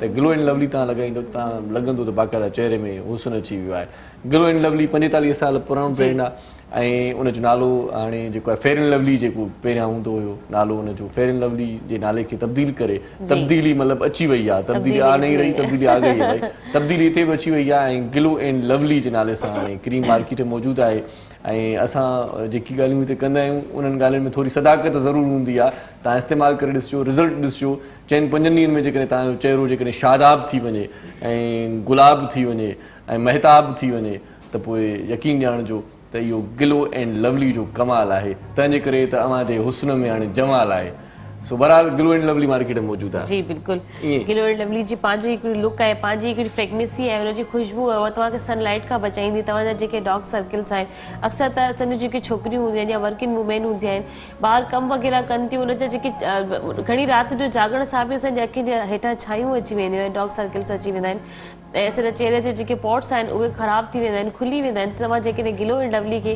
नाइट में बि यूज़ करे सघो था डे में बि यूज़ करे सघो था तव्हांजे चेहरे ते ऑटोमेटिकली ग्लो अचणु शुरू थी वेंदो ऐं तव्हां वाक़ई में चवंदव त क्या बात है गिलो एंड लवली की। सही सही। ॿी का क्रीम हणंदा आहियो त पोइ गिला कंदा आहियो, गिलो एंड लवली खां पोइ तव्हां नेकी कंदो जी, त बिल्कुलु। वाक़ई इहा क्रीम ॾाढी सुठी आहे। सो बहरहाल मार्केट में मौजूदु आहे गिलो एंड लवली। असां सां गॾु आहे असांजूं महिमान शख़्सियतूं असां सां गॾु आहिनि। रोशन बिल्कुलु। तबसुम साहिबा, डॉक्टर शफ़क़त अली, तुफ़ैल बलाई साहिब खां ॾाढो सुठो कलाम ॿुधोसीं। रोशन तबसुम साहिबा असां सां गॾु। रोशन साहिबा, लिखण जो अमल रुकिजंदो त नाहे, लिखंदो रहंदो आहे माण्हू केॾी बि उमिरि में हुजे। सो हाणे बि तव्हां लिखो लिखण त मूंखे लॻे थो हिकु बीमारी आहे, उहा बीमारी जंहिंजो इलाज कोन्हे, अच्छा अच्छा ख़बर ताईं हले थी। अच्छा अच्छा। न पर जेकॾहिं सिहत सुठी आहे त माण्हू वधीक सुठो लिखंदो हा, आहे। हा। माशाल्लाह न तव्हां माण्हू जेकॾहिं सिहत सुठी आहे न बि आहे तॾहिं बि लिखण सां माण्हू ठीकु थी थो वञे। सही सही सही। इहे असांजे बीमारियुनि जो बि इलाज आहे। ये सही, ग़िज़ा सही। मतिलबु सम्झो जिस्म जी जॾहिं हिकिड़ी डिस्टर्ब ग़िज़ा हूंदो आहे खुराक। माण्हू त तव्हां पाण माशाल्लाह तमामु सुठो लिखंदा आहियो। असां- मां तव्हांखे ॿुधो बि आहे, महिरबानी। पढ़ियो बि आहे, महिरबानी। तमामु प्यारो लिखंदा आहियो त माण्हू लिखण सां रिलैक्स थी थो वञे। सही सही सही। पंहिंजी जेकी बि दिमाग़ जो प्रेशर हूंदो हिकिड़े कागज़ ते अची ख़तम थी कागज़ ते वेंदो अची थो वञे। राति हुजे कॾहिं आधी राति जो ज़हन में का ॻाल्हि थी अचे, निंड ई नथी अचे, जेसीं उथी लिखी छॾियो निंड फिटियो वञे। इहो बि हिकिड़े क़िस्म जो इश्क आहे। सही सही सही सही। सही। कॾहिं तव्हां लिखणु शुरू कयो, कहिड़ी उमिरि हुई? मां ॻाल्हि आहे उहा? 80 में 1980 में। सभ खां पहिरियों छा लिखियो? माना कहाणी लिखी या कंहिंखे ख़त लिखियो? पहिरीं मुंहिंजो इंटरव्यू छपियो हो, नंढड़ी मां शाइरी लिखी हुई। अच्छा। ऐं हिकिड़े ॻोठ सां बिलोंग कयां थी त उहा शाइरी लिखी हुई त उन ते वॾो हुलंगामो बि थियो हो अच्छा त अच्छा। भई रोशन भॼी वई। अड़े, शाइरी लिखण सां भॼी वई? अख़बार में लेख जो आयो। अच्छा अच्छा अच्छा अच्छा अच्छा। काकियूं शयूं बर्दाश्त कयूं, शुक्र अल्हम्दुलिल्लाह। हाणे मुंहिंजी सॼी जेके फैमिली आहे उन ज़माने में तव्हांखे ॾसु कयूं त अख़बार ॾे हीअं मोकिलिजो, छो त ख़त वग़ैरह लिखबा अख़बार में, ईमेल एड्रेसूं त हाणे न, थी वञनि। असां जेको आहे मटियारी जे शहर में रहंदा हुआसीं न, पोइ असां हैदराबाद आयासीं अच्छा अच्छा। त उते जेको मुंहिंजूं फ्रेंड्स हुयूं उहे कुझु हुननि जो ताल्लुक़ु हूंदो। तव्हां शायदि मामा सिराज जो नालो ॿुधो हुजे। सिराजुल हक़ मेमून साहिब। हा, फहमीदा ऐं इहे सभु जेके अम्मा जूं कज़न्स हुयूं, थोरो असांजो लिखण पढ़ण सां। सही, ऐं सही। मुंहिंजो अबू महलूद पढ़ंदो हो अच्छा अच्छा। त थोरो इन क़िस्म जो लाड़ो हो अच्छा, लिखण अच्छा। पढ़ण जो या पंहिंजे माना माहौल जो वॾो असर थिए थो, जेको हा, माहौल माहौल अहिड़ो जो। मिले थो त पोइ हा, माण्हू। मुंहिंजो अबू पढ़ियल त कोन हो पर हा मौलूद ॾाढो सुठो पढ़ंदो हो, माण्हू बीह रहंदा हुआ। अच्छा। एतिरो तव्हांजी- प्यारो आवाज़ हूंदो तव्हांजी हो। शादी खां पोइ तव्हांजी शोहर, तव्हांजे हस्बैंड बि तव्हांजी हिन ॻाल्हि खे सपोर्ट कयो, चलो ठीकु आहे, जेकॾहिं तव्हांखे शेरो शाइरी जो शौक़ु आहे तव्हां करे सघो था। हा, न न, मूंखे हुन जेको आहे वैसे ईअं अॼु हूंदा ताईं बि मूंखे पाबंदी कोन्हे। मां पंहिंजी मर्ज़ी सां ॿार थिया त पोइ मां थोरो परे थी वई हुयसि हिननि शयुनि खां, पंहिंजी मर्ज़ीअ सां। अच्छा अच्छा। पर मुंहिंजो घर वारो ॿारनि में हूअं बि टाइम कोन मिलंदो आहे कंहिं बि शइ करण न, जो। असां सभु कुझु ॿारनि खे टाइम बि ॾिनो ऐं पंहिंजूं सभु शयूं छॾियूं। तंहिंखां पोइ पाण माशाल्लाह जवान थिया आहिनि जनता अमी, तव्हां असांखे टाइम कोन ॾिनो। अच्छा। तव्हां चई सघो था तव्हांखे बि टाइम ॾिनो, पर जेको टाइम बचियो उहो किताब लिखिया, उहे किताब पर मां तव्हांजी सभु- राह जे लाइ, तव्हांजी ज़िंदगी जे लाइ, तव्हांजी मंज़िल जे लाइ काराइता आहिनि। स्ट्रगल कई, गॾिजी असां मिडिल क्लास हुआसीं, मां मुंहिंजो घर वारो ॿई मिडिल क्लास। त पोइ जेको आहे सो गॾिजी गाॾे खे धिकियोसीं सही सही। त बचनि खे पढ़ायोसीं माशाल्लाह। हाणे सभु माशाल्लाह। सुठी ऐं ॾिसो न, एजुकेशन हासिल हिकिड़ी करे। माउ जेकी ॿार ते महिनत कंदी आहे, हुनजो रातिनि में जागण, हुनजी फीडर ठाहिण, हुनजी साफ़ सफ़ाई रखणु, वरी हुनखे ॻाल्हाइणु सेखारे थी, हुनखे कार्टून जा ॿियूं शयूं ॾिसणु ॿुधाइणु सेखारे थी, वरी हुनजो सुबुह स्कूल जी ड्यूटी शुरू थी वञे त वरी सुबुह जो हुनजो 7 बजे उथणो आहे, हुनखे सिपारे ते मोकिलिणो आहे, ट्यूशन मोकिलिणो आहे, वरी ॿार जॾहिं ॻाल्हाइणु लॻे हर्षे कम थी वञे, वरी उहो बीह करे चवे उहो बि तव्हां टाइम न चए, ॾिनो। तव्हांखे ख़बर आहे त जेको असां में हिकिड़ो कॉमन सुवाल आहे मर्दनि जो, तूं करीं छा थी? सॼो ॾींहुं मज़दूरी घर में त हूंदा आहियो, तंहिंखां कंदा पोइ छा आहियो? सुवाल इहो थींदो करीं छा थी? ऐं केॾा कम हूंदा आहिनि। तव्हां तव्हांखे ॿुधाईंदी हलां, मां रोशन चवंदी आहियां मैडम तव्हांखे जी। ख़बर हूंदी, कपिड़ा धोइणा आहिनि, मथां धोइणा आहिनि ॿार, ऐं हिकिड़ो कमु, हिकिड़ो चम्मच बि किरी थो पए, इहो बि तव्हांखे पाण ई खणो, कोई तव्हांखे खणी कोन ॾींदो। ऐं पोइ वरी जेकॾहिं ॿाहिरां माण्हू अची कोई चवे त सॼो ॾींहुं घर में त हूंदा, कंदा छा आहियो? कंदा छा आहियो? माशाल्लाह माशाल्लाह। तव्हांजी ॻाल्हि में लॻे तव्हांजो सुठो एक्सपीरियंस आहे हिन हवाले खां। बसि इहो ॾिनो वियो आहे न। इहो तजुर्बो डस्टिंग ॾिनो वियो आहे। कंहिं इंसान जे अंदरि मां चवंदी आहियां सफ़ाई जी बीमारी न हुजे, मतिलबु हीअं करे जेकॾहिं थोरी मिटी वई त सॼे घर जी डस्टिंग मस्ट थी वई आहे उन ॾींहुं, त हाणे मस्ट डस्टिंग थियणी आहे, त चादर बि तव्हांखे साफ़ सुथरी खपे, हुन ते मिटी बि न हुजे। इलाही ॿार ते महिनत थींदी आहे। घर वारनि जे करे मां इहे हरकतूं कंदी आहियां त पोइ मुंहिंजो घर वारो ॿारनि चयो हाणे माणे खे छॾे ॾियो, छॾी थी वई आहे। आख़िर में असांखे जेके पढ़ाप में इहे अल्फाज़ मिलंदा त नफ़्सियाती चरिया थी विया आहिनि, उनखे छॾे ॾियो। मम्मी तव्हां जेको आहे न सो हाणे पंहिंजे वक़्त जूं ॻाल्हियूं था करियो, हींअर ॿियो दौरु आहे। आख़िर दौरु त ॿियो आहे, असां त पंहिंजे माइटनि अॻियां कॾहिं ॻाल्हायो हो कोन, सही सही सही। कॾहिं कोन ॻाल्हायोसीं। तव्हां मतिलबु ॿुधायो था एतिरे सख़्तु माहौल में रहिया, तव्हांजो अबू बि मौलूद पढ़ंदो हुयो, त त तव्हां मतिलबु शहरो शाइरी बि कई गवर्नमेंट जॉब जी तव्हांखे इजाज़त कीअं मिली? हा मुंहिंजे बाबा जी फुतगी थी वई अच्छा। तंहिंखां पोइ जेको आहे सो मां त मज़े जी ॻाल्हि इहा जॾहिं 20 सालनि जी तॾहिं मां ABC पढ़ी हुई अच्छा अच्छा अच्छा सही सही सही पोइ ॿ इन साल ABC खे पाण कंटिन्यू कयूं था डॉक्टर साहब सां गॾु आहे सो इन सां बि कचहरी कयूं छो त अहम ॻाल्हि इहा बि आहे त तमामु घणो जेको आहे सो मर्ज़नि में इज़ाफ़ो थिए थो ऐं होम्योपैथिक जा डॉक्टर अॼुकल्ह थोरा ईअं बि आहे त किथे किथे किन शहरनि में होम्योपैथिक जे डॉक्टर खे वरी अहमियत मिले थी अॼुकल्ह पर कुझु माण्हुनि खे वरी न बि थी मिले छो कारण होम्योपैथी जे डॉक्टर जी दवा स्लो कमु कंदी आहे पर जेके ॿिया डॉक्टर वेठा आहिनि सुठा डॉक्टर भी आहिनि थोड़ा बेकार डॉक्टर मां सुनती वधिक ही वो असां वटि हमारे यहाँ ये होता है डॉक्टर साहब कि अगर इंजेक्शन किसी मरीज को लगा दी जाए तो वो मुतमिन हो जाता है अगर ड्रिप लगा दी जाए तो उसको पता चल जाता है कि भाई मैं अब ठीक हो जाऊंगा होम्योपैथिक में ये दोनों चीजें नहीं है तो मुतमिन होता है मरीज आपके यहाँ आता है तो अवेयरनेस नहीं है इतनी अच्छा। लोगों को ना अच्छा कुछ इसमें बहुत सारी बातें करूंगा बहुत लंबा टाइम हो जाएगा शॉर्ट टाइम बताता हूँ कि ये असल में पेन किलर आपको दर्द हुआ आपने इंजेक्शन लगाया रिलीव हो गया सही होम्योपैथिक में भी ऐसी मेडिसिन है जैसे मैं अपनी किडनी के हवाले से बात करता हूँ मेरे पास इतने सीवियर पेन में आते हैं बाद वक्त तो हॉस्पिटल से आ रहे होते हैं इनको IV इंजेक्शन भी लगाए हुए होते हैं दर्द कंट्रोल नहीं होता क्योंकि यूरिटिक मामला इतने बढ़ जाते हैं यानी कि स्टोन बाद में स्लिप होकर ना यूरिटर पे जब आता है ना तो एक बहुत बड़ा चेंज आता है अंदर यूरिटिक साइड के ऊपर तो हमारे पास ऐसी मेडिसिन है कि विद इन 5 मिनट्स के अंदर अंदर हम उसको पिलाते हैं उसको रिलीव हो जाते हैं सही छोटा सा वक्फा ले लेते हैं मजीद इस पे बात करते हैं किडनी पे स्टोन पे जरूर नंढड़ी साई वठूं था तव्हां असां सां गॾु रहिजो ऐं कचहरी अञा जारी आहे अञा सदफ़ जा इलाही सारा सवाल रहियल आहिनि ऐं सवालनि जी जेका सदफ़ वटि जेका ॻंढ आहे उहा हुन खोली कोन्हे सो नंढड़ी साई जो वक़्तु आहे ॾिसंदा रहिजो सलाम सिंध शहानी है अमन जोड़े पैगाम मुझे सिंध के सलाम सलाम सिंध शहानी है अमन जोड़े पैगाम मुझे सिंध के सलाम सलाम सिंध जी सलाम सिंध में हिकु भेरो वरी तव्हांखे भलीकार चऊं था ख़ुशि आमदीद ऐं मुख़्तलिफ़ मौज़ूअनि ते पाण कचहरी कंदा आहियूं हिकिड़ो अहम मौज़ू बि हिन वक़्तु ज़हर बहस आहे ऐं ख़ासि तौर ते फ्रांस जे हवाले सां पाण ॾाढा उॿहरा बि आहियूं ऐं तवाईअ में बि आहियूं ऐं थियण बि खपे असांखे उॿहरो ऐं तवाई असांखे हुजण बि घुरिजे फ्रांसीसी सदर ते बि असांखे तमामु घणी कावड़ आहे ऐं हुज़ूर अकरम सल्लल्लाहु अलैहि वसल्लम जिन जा जेकी गुस्ताखाना खाका उन्हनि छपिया ऐं असां मुस्लमाननि जी पूरे उम्मत मुस्लिमा जी जेका उन्हनि दिलि आज़ारी कई आहे उन ते असीं सबूरा शदीद एतिजाज बि रिकॉर्ड कराए चुका आहियूं शदीद गुस्से में आहियूं पोइ उन खां पोइ थियो ईअं गुस्से जी जेका लहर आहे जेका ख़ासि तौर ते पाकिस्तान में बि पकड़ियल आहे उन मां थियो ईअं त पाण फ्रांसीसी जेकी शयूं आहिनि उन्हनि जा जेके प्रोडक्ट आहिनि उन्हनि जो पाण बाइकाट करे छॾियोसीं पाण उहे शयूं न वरितियूंसीं न खाधियूंसीं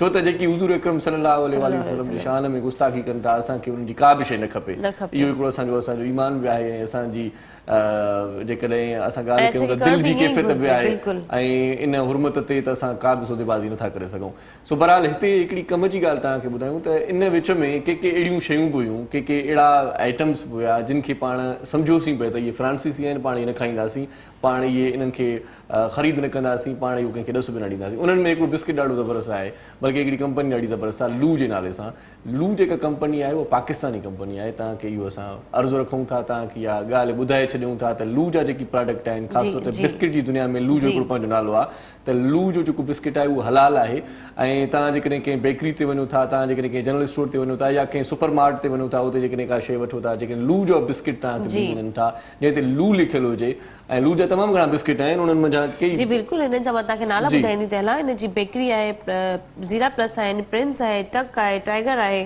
ऐं कैंडी आहे गाला आहे 50-50 एतिरा सारा बिस्किट आहिनि बिल्कुलु बिल्कुलु जिते लू आख़िर में उन्हनि जे साइड में लिखियलु हूंदो आहे LU त इहे पाकिस्तानी बिस्किट आहिनि पाकिस्तानी प्योर पाकिस्तानी प्रोडक्ट आहे ऐं इन ते तव्हांखे वरी हिकु ॿीहर तव्हांखे दिमाग़ में तव्हांजे ज़हन में तव्हांजे दिलि में जेको खिला आहे जेका कावड़ आहे उन कावड़ खे कढी छॾियो लू जा बिस्किट हलाल बिस्किट आहिनि पाकिस्तानी मसनूआत आहिनि वीटाबिल बि हिकिड़ो लास्ट इन्हनि जो ई बिस्किट आहे पाकिस्तानी ब्रांच आहे पाकिस्तानी कंपनी आहे हलाल बिस्किट आहिनि असांजा पंहिंजे मुल्क जा बिस्किट आहिनि तव्हांखे खाइण घुरिजनि इज़ीली इनखे तव्हां पंहिंजे ॿारनि खे पाण बि खाई सघो था हिन में कोई बि नाराज़गी जी ॻाल्हि आहे ठीकु आहे असां ॿियनि मुल्कनि सां असांजी नाराज़गी जाइज़ आहे असांखे करण बि घुरिजे पर असां पंहिंजे माण्हुनि जो नुक़सानु छो था कयूं बिल्कुलु ऐं जेकी शयूं आहिनि फ्रांसीसी जेकी शयूं आहिनि उन्हनि जो बाइकाट कंदासीं ऐं उन्हनि जो बाइकाट करण बि घुरिजे जेका उन्हनि या ग़लति ॻाल्हि कई आहे हुज़ूर अकरम सल्लल्लाहु अलैहि वसल्लम जी शान में जेका ॻाल्हि आहे उन ते पाण का बि सौदेबाज़ी न कंदासीं पर लू जो जेको बिस्किट आहे या लू जी जेका कंपनी आहे इहो प्योर पाकिस्तानी प्रोडक्ट आहे पाकिस्तानी कंपनी आहे तमामु घणी मुफ़्तुनि जी राय बि आहे मूं वटि त पूरो पर्चो हिकिड़ो पियो आहे उन खां पोइ मां तव्हां ताईं इहा ॻाल्हि पहुचाई न त मां पाण शदीद गुस्से में हुयुसि मां चयो त न बाबा का शइ न थींदी पर हीउ पूरो ऑथेंटिक हिकिड़ो पेपर असांखे मिलियो आहे जंहिंमें मुख़्तलिफ़ मसाजिद जा जेकी मुफ़्ती आहिनि या जेकी बि सरवाण आहिनि जेकी सरबराह आहिनि जेकी आलम दीन आहिनि उन्हनि जी फतवा बि आहे ऐं उन्हनि बि इन ॻाल्हि खे तस्लीम कयो आहे ऐं उन जी राय खे मद्देनज़र रखी करे असां बि तव्हां ताईं इहा ॻाल्हि पहुचायूं पिया त लू जा जेकी बिस्किट आहिनि या लू जा जेकी प्रोडक्ट आहिनि आख़िर में साइड में जॾहिं लू लिखियलु हुजे LU त तव्हां सम्झी वञो त इहो हिलाल बिस्किट आहे ऐं हिलाल प्रोडक्ट आहे या पाकिस्तानी प्रोडक्ट आहे पाकिस्तान में तयारु थिए थी ऐं पाकिस्तान में खपे थी ऐं हिन जी जेकी इरशाद बेकरी जा कुझु जेके हिते हिननि बिस्किट जा नाला आहिनि ज़ीरा प्लस तव्हांखे ख़बर आहे मां रोज़ खाईंदी आहियां हिते ऐं जेके प्रिंस आहिनि उहे ॿार इलाही शौक़ सां खाईंदा आहिनि टक असां अक्सर नाश्ते में ॾिसंदा आहियूं टाइगर असांजा ॿार ख़ुशि थी चवंदा असां टाइगर आहियूं त ई खोड़ सां अहिड़े कैंडी में चॉकलेट बि आहे उन्हनि खे मज़ो ईंदो आहे चॉकलेट कैंडी बिस्किट खाइणा आहिनि कैंडी खाइणो आहे गाला त वाह वाह ज़बरदस्त मेरे देश का बिस्किट गाला तव्हां इहो ऐड बि ॾिठो हूंदो बहरहाल ॻाल्हि इहा आहे चवण में मक़सद इहा आहे त हिलाल प्रोडक्ट आहे तव्हां खाई सघो था चांहि सां गॾु बि खाई सघो था चांहि में अची वई आहे बल्कि मां त ॿियो टियों कोप थो पीआं तवाईअ में सो बहरहाल हाणे तवाई थोरी झक थी त लू वारा जेके आहिनि उहे असांजा पाकिस्तानी ॿाहिरि आहिनि ऐं इहा प्रोडक्ट जेका आहे सा उहा पाकिस्तान में ई पंहिंजो कमु करे पई सो बहरहाल अदी असां सां गॾु आहे रोशन तबस्सुम ते अदी ही जेको किताब तव्हां लिखियो आहे जी का रूनमाई का महूरत का पज़ीराई का मोट मिली पाकिस्तान पीपल्स पार्टी तरफ़ां या बस दिल्ली हिकिड़ो एतिराम आहे ठीकु आहे ये बुक मां मूंखे ॾेखारिजो इहो मतिलबु पाण त इहो कोन कयो हो मुहूरत वग़ैरह न कई हुई अच्छा बाक़ी प्रेसिडेंट पाकिस्तान जॾहिं हो इहो आसिफ ज़रदारी साहब ते मूंखे सॾायो हो अच्छा अच्छा प्रेसिडेंट हाउस में उते हुन मूंखे अवार्ड बि ॾिनो हल्को फुल्को पर मूंखे नॉमिनेट कयो वियो हो हुन जे लाइ सदारती अवार्ड जे लाइ सही सही सही त लास्ट मोमेंट ते असांजो भाउ हो उते कासिम बुगियो अच्छा अच्छा ते उते फाइल जेके हूंदा आहिनि न त बंदि हूंदा आहिनि हाणे हुन प्रेज़ेंट कयो बि हिनखे सिंध खे त हुन चयो त जॾहिं फाइल आयो मुंहिंजो त चई त हीअ जेका ऑफिसर तॾहिं मां ऑफिसर हुअसि 2017 जी ॻाल्हि आहे चई त 16 जी ॻाल्हि आहे त 17 में मूंखे मिलियो पिए चई हीअ सिफ़ारिशी आहे हुते 19 ग्रेड जी ऑफिसर आहे सिफ़ारिशी आहे त पोइ कंहिं मुंहिंजो फाइल खोलियो कोन हालांकि मुंहिंजो फाइल जेको आहे सो 2 नंबर ते हो मुंहिंजो नंबर ऐं ग्रीन फाइल हो बहरहाल इहे असां सां मोहबतूं वंडींदा आहिनि पंहिंजा इहो सही सही सही भला बाक़ी हुनजी महिरबानी असांजे छा आहे सैयद मुराद अली शाह साहब हितां मूंखे नॉमिनेट करे मोकिलियो हो मुंहिंजी का सिफ़ारिश कोन हुई हा एवॉर्ड ही आहे मुंहिंजो माण्हू पढ़ंदा मुंहिंजे लाइ उहो अवार्ड आहे पर हुननि जी हुनखे शाबस हुजे पर असां जेलिसी आहियूं हिक ॿिए खां सड़ूं था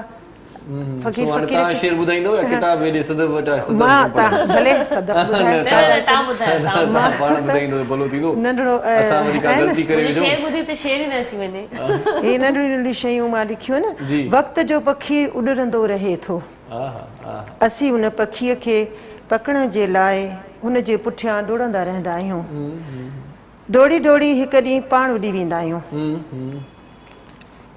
मिटी बणिजी वेंदा आहियूं छो त असीं मिटी आहियूं मिटी हवा ऐं वक़्तु रुकजंदो नाहे पर हमेशह रहंदो आहे नंढड़ो नज़्म आहे ऐं ही रुकजंदो नाहे पर हमेशह रहंदो बि आहे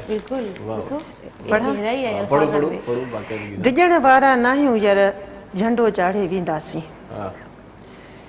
मौत कंदो छा मात असांखे मौत खे मारे वेंदासूं कमज़ोर कुल्हनि ते ॿार खणी कमज़ोर कुल्हनि ते ॿार खणी डूंगर ॾारे वेंदासीं दुखी त दुखंदो ओ जोगीअड़ा को ॿारण ॿारे वेंदासीं आख़िर आहियूं पाण फना पर धरतीअ खे जीआरे वेंदासीं डिॼण वारा नाहियूं यार झंडो चाढ़े वेंदासीं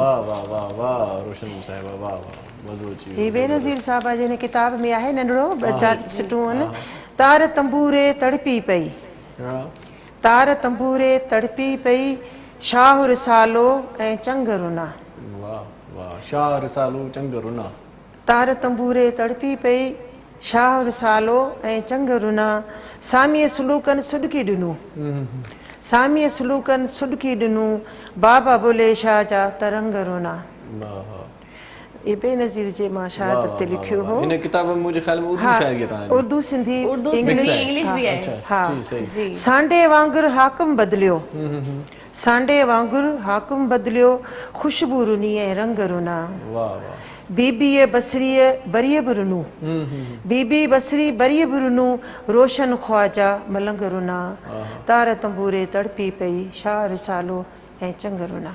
वाह वाह वाह वाह ज़बरदस्त मौजू जी थैंक यू। ज़्यादा ज़बरदस्त शायरी। डॉक्टर साहब क्या आजकल मतलब किस हवाले से ज़्यादा ट्रीटमेंट हो रही है, किस हवाले से ज़्यादा मरीज आ रहे हैं कोई? इस वक्त तो डायबिटिक और गुर्दों के हवाले से ज़्यादा पेशेंट, और फिर मुझे कभी कभार लगता है कोरोना के बाद सारे मर्ज जो है ना वो छुप गए हैं, अभी सिर्फ कोरोना ही चल रहा है बस। नहीं, कोरोना तो आप सही कह रहे हैं, लेकिन कोरोना की वजह से ही बहुत सारी चीज़ें ओवर एक्सपोज हो गई हैं। अच्छा अच्छा बहुत सारी चीज़ें, क्योंकि जहाँ पर जाता हूँ ये एक ही बात होती है भाई कोरोना है, कोरोना है। कोरोना है भाई कोरोना है। क्योंकि सबसे ज़्यादा डेवलप जो चीज़ हुई है वो स्ट्रेस हुआ कोरोना से, और स्ट्रेस से बहुत सारी चीज़ें ख़राब हुई। अच्छा अच्छा जिनका डायबिटिक अप डाउन हो गया, जो ब्लड प्रेशर का था वो अप डाउन हो गया। सही सही ये भी मामला बहुत अब दोबारा फ्लो आहिस्ता आहिस्ता अल्लाह रहम करे हमारे मुल्क पे। अच्छा, मुझे एक स्टोन के बारे में हम बात कर रहे थे, तो स्टोन असल में होता क्यों? ये तो मुझे पता है पालक, ये टमाटर, ये इनका छिलका और फलाना इन चीज़ों से हो ही जाते हैं, पर ऐसे लोग इन चीज़ों का एहतियात करते हैं शायद फिर भी उनको स्टोन हो जाता है। देखिए आज की इसके लिए एक्चुअली 3 वजूहत हैं बेसिक। जी सबसे अहम चीज़ सेल्फ मेडिकेशन ये नहीं होनी चाहिए। आप जैसे आपकी मिसाल लेता हूँ, आप बैठे हैं, कोई एकदम कोई हेडेक हो जाए आपको, फौरन कोई पैराडोल या इस तरह की चीज़ हम खा लेते हैं, वो फिर मामूल बन जाता है हमारा। ठीक है, इसी तरह कोई बच्चे को कोई चीज़ दे दी आपने, समझिए, दिस इज सेल्फ मेडिकेशन। ये भी बहुत सारी बीमारियों का वो पेशा खेमा होता है।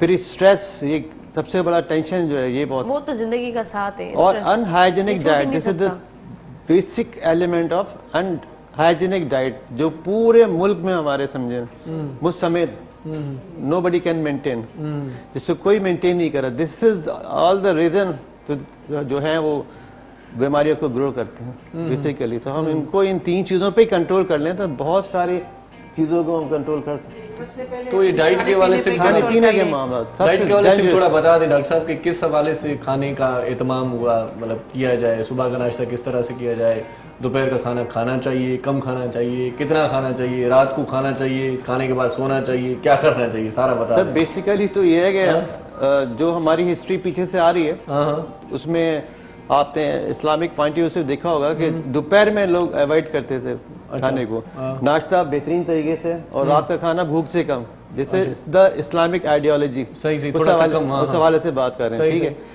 लेकिन वो तो नोबडी कैन, वो कोई कर ही नहीं सकता, जाहिर है। आजकल तो खाने के लिए तो लोग जिंदा हैं, आपको पता है ना। सही लंच तो दबा के करते हैं लोग, जिंदा रहने के लिए कोई नहीं खाता, खाने के लिए जिंदा है। हाँ, ये तो है। फिर इतनी different type of the dishes, हम अब कराची की बात करते हैं, आ गई जो हमारे पहले कॉन्सेप्ट में नहीं थी। आपने देखा होगा बहुत सारी चीजें, वही कढ़ाइयाँ, बहुत सारी किस्म की मिर्च मसाले। अब वो मिर्च मसाले भी वो नहीं जो आज से पहले हुआ पहले करते जो घरों में बनते थे, बिल्कुल बिल्कुल।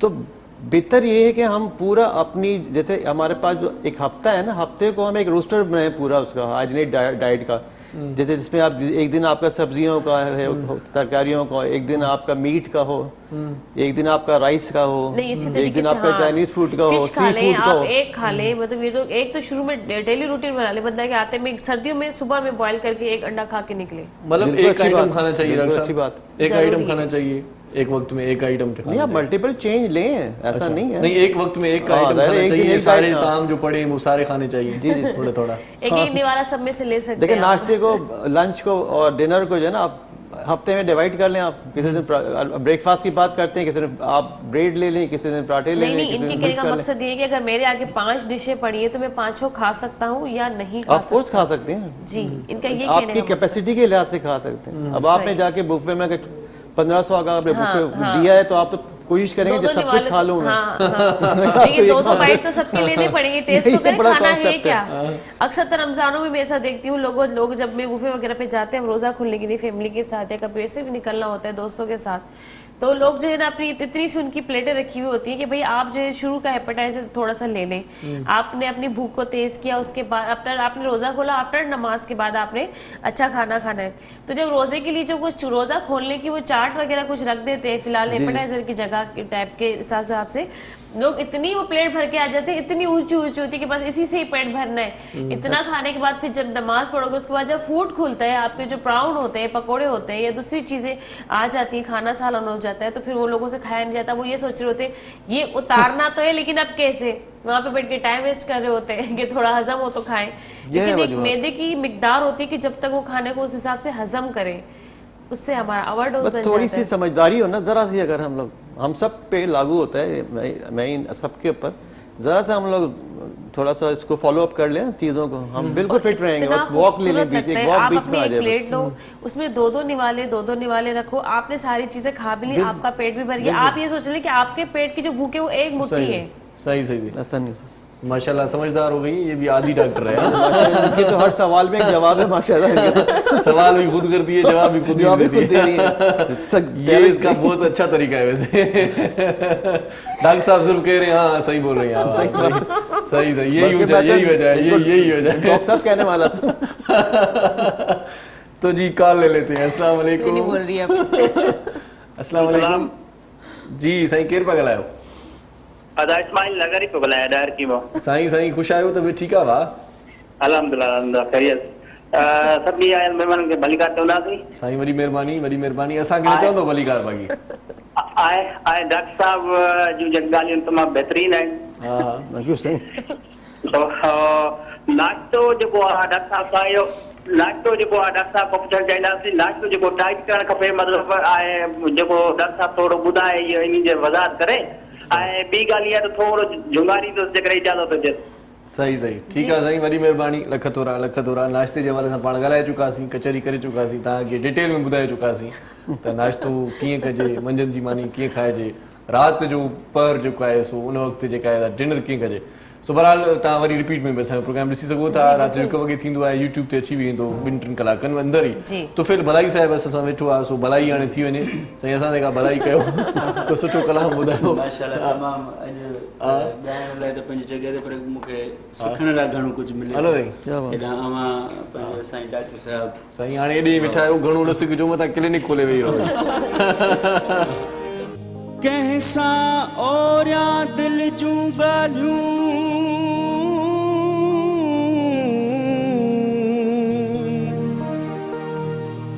चोरियां पोरियां दिल जूं ॻाल्हियूं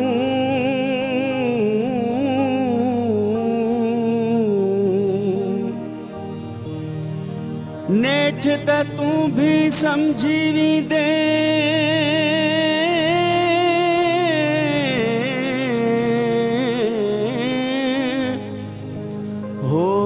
होरियां दिल जूं ॻाल्हियूं।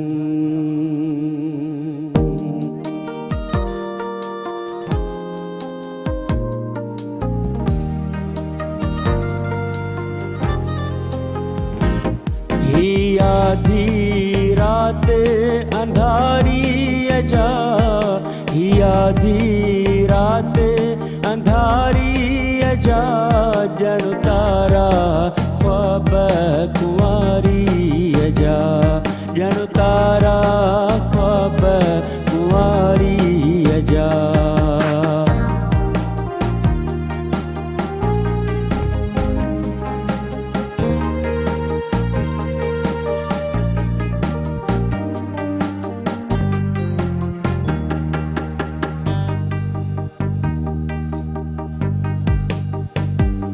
कहीं मुर्गी आडी अख ॾिठो,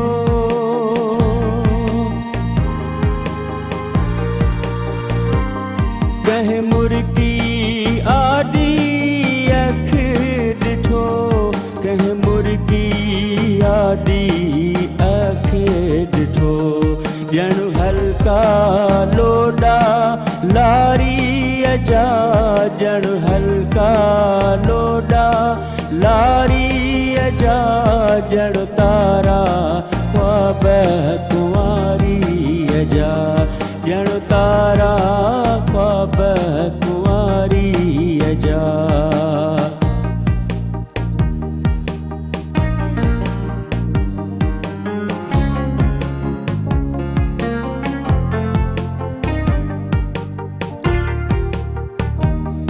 हुआ आई हुन खां पोइ ॾिठा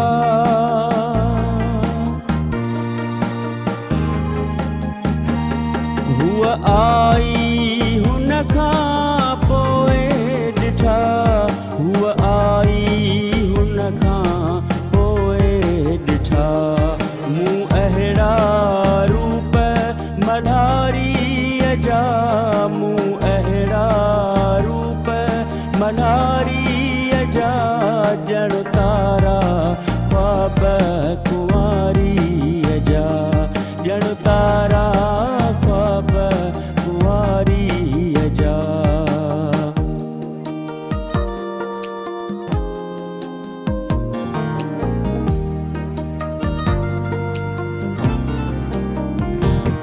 हुआ मुंहिंजे गोॾे निंड सुधी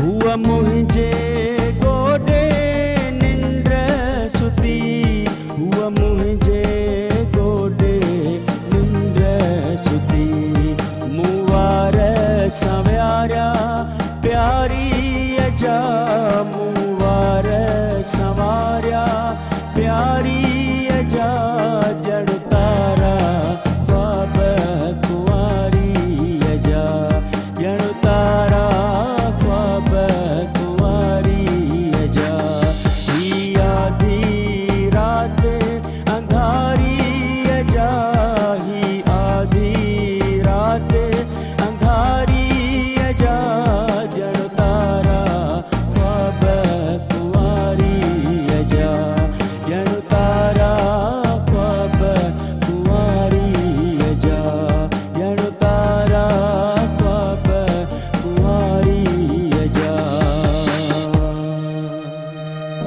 वाह साईं वाह वाह वाह वाह कंहिंजी शाइरी साईं तूं बिला बि आहे हाजी साहब साईं वाह जी शाइरी माशाल्लाह ज़बरदस्त हाजी साहब ज़बरदस्त मज़ो अची वियो ऐं तव्हांजी कंपोज़िशन तव्हांजो अंदाज़ आवाज़ बि ॾाढो सुहिणो ऐं कॾहिं कॾहिं संजीदा शाइरी ॿुधण जे लाइ मिलंदी आहे त मन मोहिजी वेंदो आहे सो नंढड़ी ते साई वठूं था तव्हांखे न सुठा कलाम ॿुधाईंदासीं तुफ़िल भलाई साहिब असां गॾु मौज़ महिमान बि गॾु आहिनि गुफ़्तगू जारी आहे सो नंढड़ी साई वठूं था ॾिसंदा रहिजो पंहिंजो प्रोग्राम सलाम से शहानी है अमन जोड़े पैगाम मुझे सिंध के सलाम सलाम सुन शहानी है अमन जोड़े पैगाम मुझे सिंध के सलाम सलाम सुन जी भलीकार चऊं था तव्हांखे पंहिंजे प्रोग्राम सलाम सिंध में एहतियात कयो न त पोइ ईअं खंघंदा रहंदव ईअं ज़ुकाम excuse me. तव्हांजे लाइ नथो चवां तव्हां छो पाण ॾे था सम्झो मां ईअं ई कॉमन ॻाल्हि कई आहे त एहतियात ज़रूरी आहे एहतियात इलाही बीमारियुनि खां तव्हांखे बचाए थो छुटकारो मिली वेंदो इन खां बजाए जो पाण एहतियात न कयूं पोइ कंहिं वो मुसीबत चवंदा में आहिनि मुब्तला थी वञूं अफ़सोस खां एहतियात बहितर आहे त इंसान न अफ़सोस चवंदा आहिनि इलाज खां एहतियात बहितर आहे तव्हां नओं स्लोगन ॾिनो आहे इहो अफ़सोस खां एहतियात न, बहितर अफ़सोस बि आहे चवंदा इहो बि आहिनि। सुठो स्लोगन आहे उहा अफ़सोस आहे न असांखे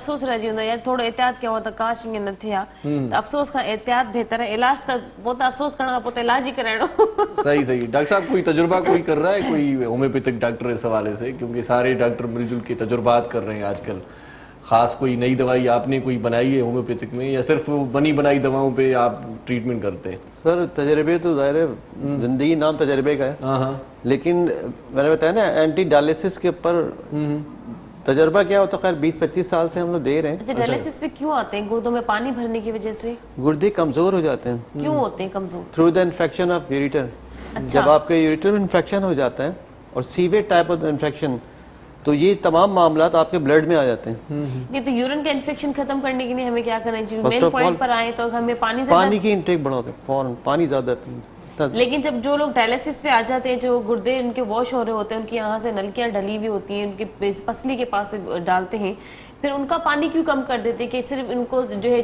2 घंटे बाद सिर्फ आधा चम्मच पानी पिलाना कि बस उनका जस्ट गीला हल्का गीला हो जाए और उनको पानी से रोकना चाहिए।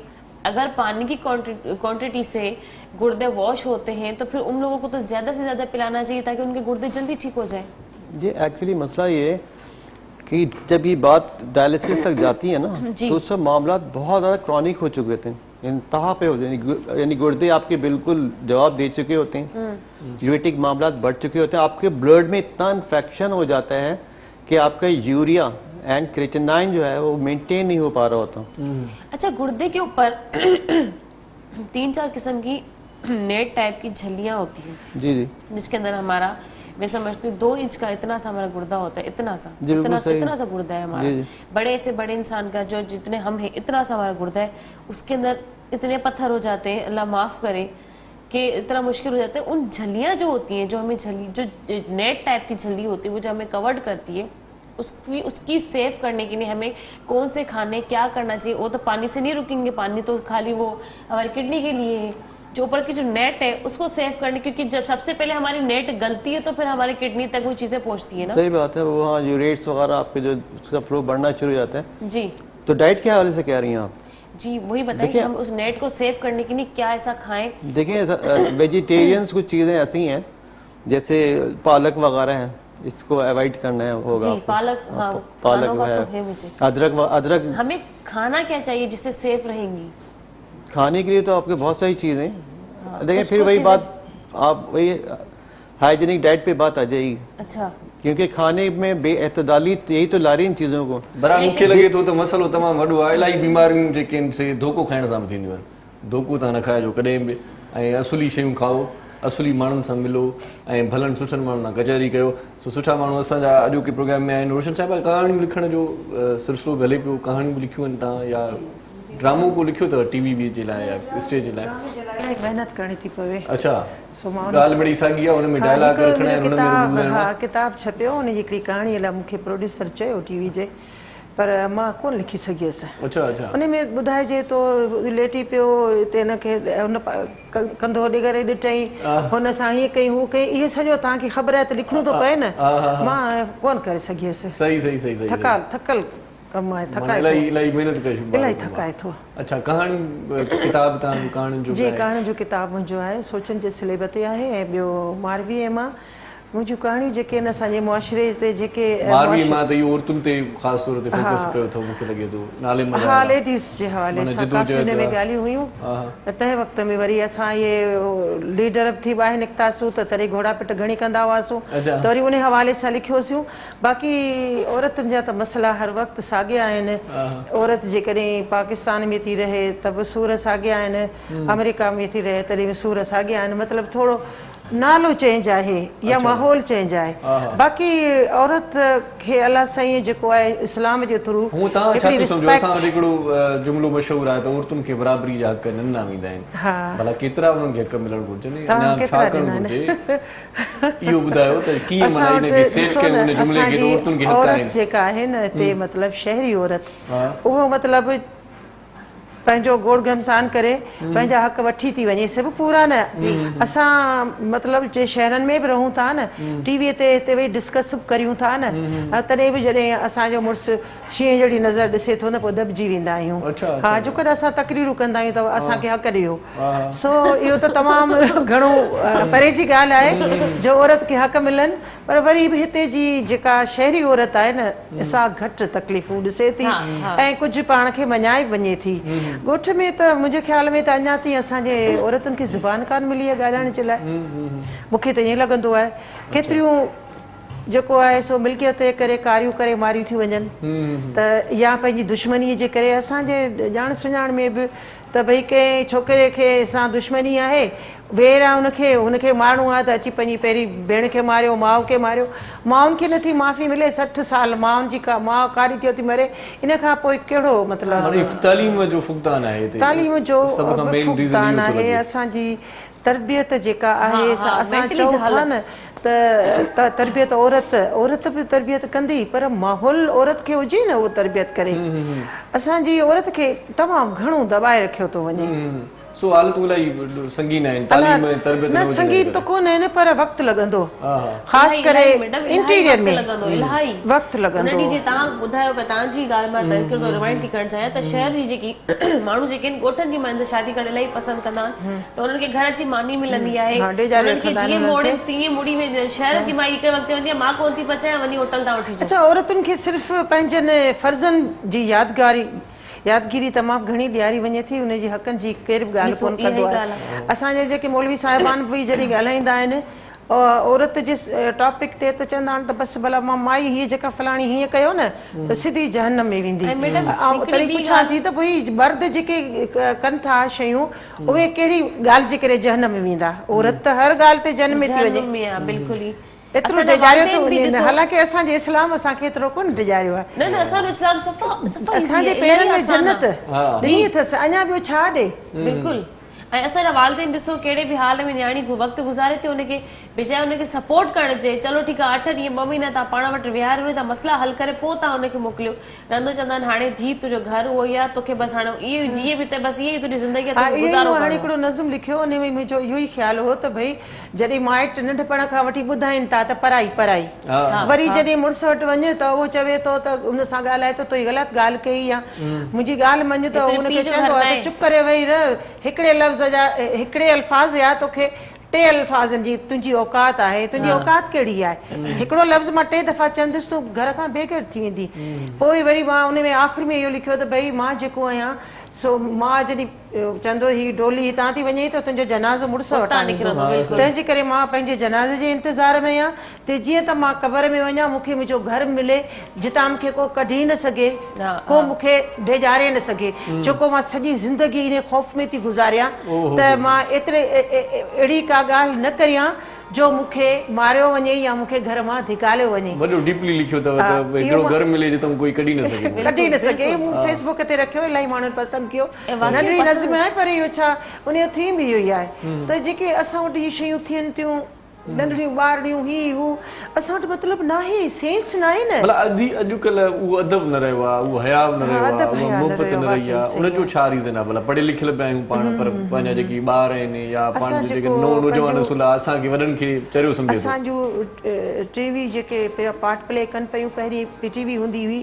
त उते सुठा प्रोग्राम ईंदा हुआ जिन तां माण्हू सिखंदो हो, पर हाणे अहिड़ा प्रोग्राम अचनि था, ड्रामा अचनि था, तिन में सिखणु न आहे, खरणु घणो आहे। ऐं ॿियो जेको मोबाइल अची वियो आहे असांजे नौजवाननि जे हथ में, तंहिंमें हर शइ ओपन आहे। ये ॾाढी तव्हां ज़बरदस्त आहे, उनमें लेखकनि जो कसूर थिए थो थोरो त कुझु, छो त ड्रामो बि त को लेखक लिखंदो न, लिखे थो न, पर पाण जेके ॾिसूं था ख़ासि तौर ते उर्दू ड्रामा जिन में नाज़रीन पसंदि थो करे न, असांजी सोच वञी ते बीठी आहे। पोइ असां वरी हितां जा घर वारा वरी अप्लाई था करे ॾिसनि, सही सही। हाणे कल ट्रोलियूं जेको वाक़ियो थियो आहे नवाब शाह वारो निमराज रिंद जो, ॾिसो त भाउ पंहिंजी भेण सां वञी मोकारो कयो, ॾिसो माना केॾो अफ़सान, माना हिते इंसानियत लॼी वई आहे, हिते त माना इंसानियत खे बूंदो ॾेई छॾियो शायदि पीउ हाणे पीउ खां मथे ऐं ॿी ॻाल्हि इहा जेको हाणे हिकिड़ी मां हिन ॻाल्हि ते ॻाल्हाईंदसि, थी सघे थो तव्हां मूंसां मुतफ़िक़ न हुजो, हींअर जेको कश्मीर जो वाक़ियो थियो आहे जेको न्याणी सां थियो आहे तमामु ग़लति थियो आहे, मां इन खे निंदियां थी, लेकिन मुंहिंजो उन औरत खां सवाल आहे त तूं धारियुनि मर्दनि सां तूं जना हॉस्पिटल मां कश्मीर ताईं आईं कीअं? ऐं उन खां पोइ जना हॉस्पिटल में के माण्हू कोन हुआ, पहिरीं चई त मूंखे नौकिरी जो झांसो ॾेई वठी आया आहिनि, पोइ चवे थी त मूंखे अगवा करे आया। असांखे इन्हनि शयुनि ते बि ॻाल्हाइणु खपे, असांखे सिर्फ़ु इहो न मर्द हर जॻह ते बुरो न आहे, औरत बि बुरी आहे, असां में बि कोताहियूं आहिनि, असांखे उन्हनि शयुनि खे बि ॾिसणो खपे। छो ऐं ॿियो जेको मां ॿुधो त गवर्नर हुनखे 5 लख रुपया ॾिना, छो 5 लख रुपया ॾिना? जेका न्याणीअ त हुनजो इलाज करायो, छा अहिड़नि जेके कराए सही तरीक़े सां कराए थी, अल्लाह से खैर करे, पर क्रिटिकल कंडीशन आहे, चवनि पिया पर ये पैसा ॾियणु सही न हुआ, मूंखे मज़ो न आयो त तव्हां हुनखे 5 लख ॾियो। छो तुफ़ैल असां सां गॾु आहे, अञा कचहरी पंहिंजी रहंदी, इन हवाले सां अहम मौज़ू आहिनि जिन ते पाण ॻाल्हायूं पिया, न सिर्फ़ु ॻाल्हायूं पिया पर इन ॻाल्हियुनि ते अमल करण जी ज़रूरत आहे। तुफ़ैल भाई हाणे छा ॿुधाईंदो भला? जामशेर जो असांजो सुठो रागी आहे, जामशेर जूं हवाऊं खणी पोइ त थधि वधी वई आहे असां वटि बि। ऐसे ही नई टई जो शायर आहे, नंढड़ी उमिरि अथसि पर कमु माशाल्लाह इलाही वॾो। वाह वाह। अमीर आदर्श अमीर जान। अच्छा माशाल्लाह ज़बरदस्त, वाह वाह कयो।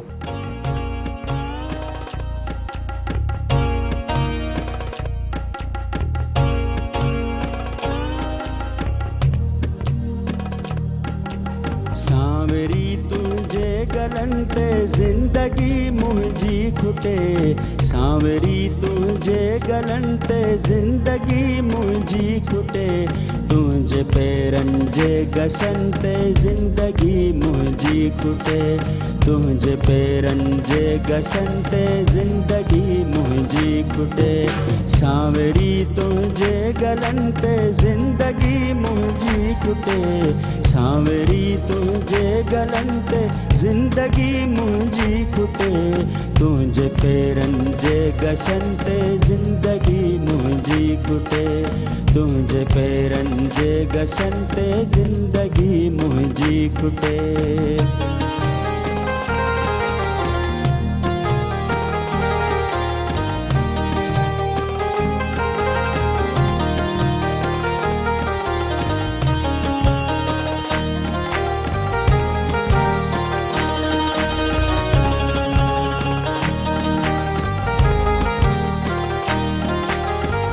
करी पूजा खुदा जी मां पयो तोखे चुमा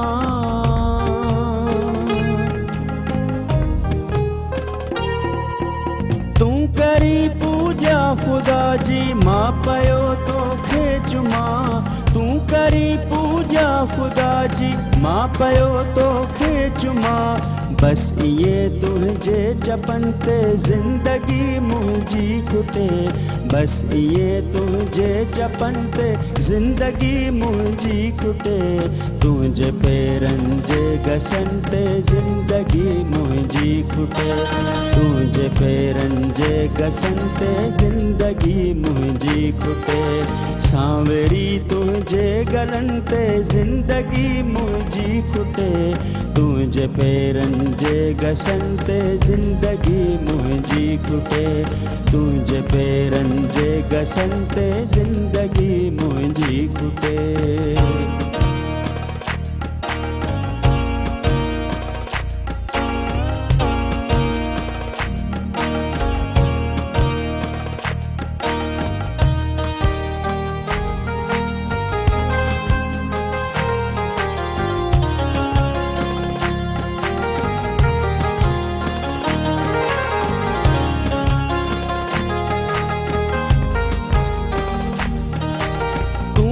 जिया गम जिया ऐं मां हुजां थर जी मिटी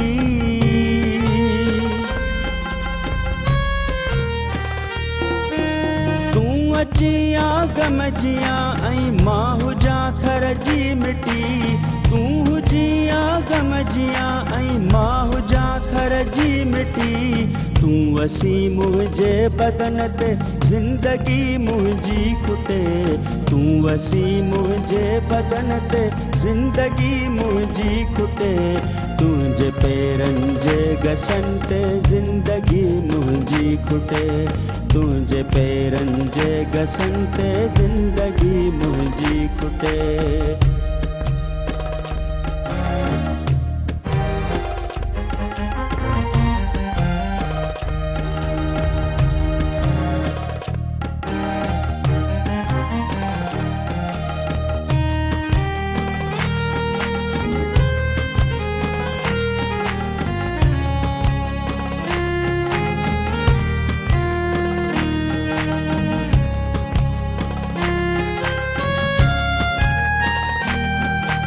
कंहिं चयो आदर्श ओरे आहली दुनिया ॾिसूं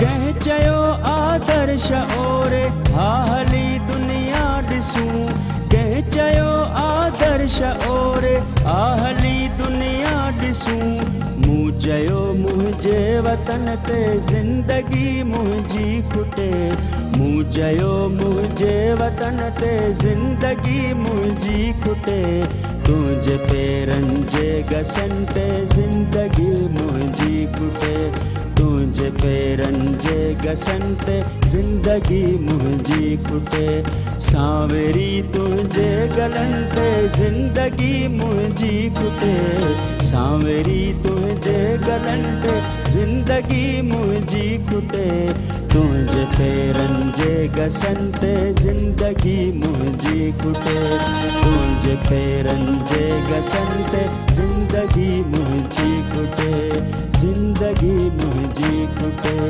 ज़िंदगी मुंहिंजी खुटे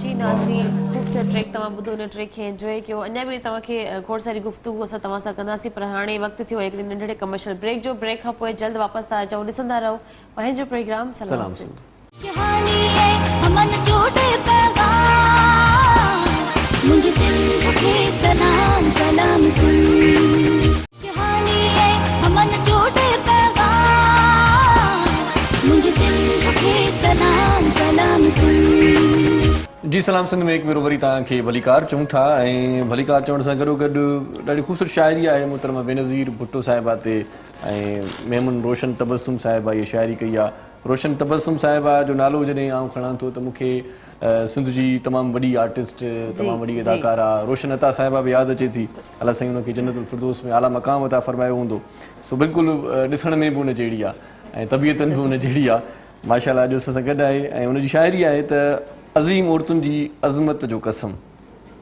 अज़ीम औरतुनि जी अज़मत जो कसम सदन ते ॿधल हिकु पल हुई हुरमत हुनजी क़ाइमु रहंदी दुनिया जे ॾंढ जो कमल हुई ऊचे कद जी कदावर नार शहीद बीबी शहीदनि जो नसुल हुई वाह ॾाढी सुठी शाइरी आहे शहीद राणी मोहतरमा बेनज़ीर भुट्टो जे हवाले सां जेकॾहिं को रागी दोस्त हिन शाइरीअ खे पंहिंजे आवाज़ जो रूप ॾियणु चाहे तॾहिं बि किताब हुन जे लाइ काराइतो आहे ऐं मोहतरमा बेनज़ीर भुट्टो साहिबा जे हवाले सां का जेकॾहिं तक़रीब थिए थी या उन जे हवाले सां को आर्टिकल लिखियो वञे थो को मज़मून लिखियो वञे थो या उन जी शख़्सियत ते ॻाल्हाइण जे लाइ हीअ किताब बि शाइरीअ जी सूरत में ॾाढो कारआमद आहे ख़ासि तौर ते जेके मेज़बान दोस्त आहिनि उन्हनि जे लाइ बि शाइरीअ जो मददगार किताब जेकॾहिं मोहतरमा बेनज़ीर भुट्टो जे हवाले सां कंहिंखे खपे त पोइ हीअ किताब ॾाढो भलो आहे और काइनात रोनी लॻी मेमन रोशन तबस्सुम साहिबा जो किताब लिखियलु आहे ऐं मैडम रोशन अता जे बारे में जेकॾहिं मां कुझु तव्हांखे हिकु ॿ अल्फाज़ आहिनि ॿुधाईंदी हलां मां जॾहिं हिकिड़ी रिकॉर्डिंग जे दौरान हुनजी धीउ जो कैरेक्टर मां कयो हुयो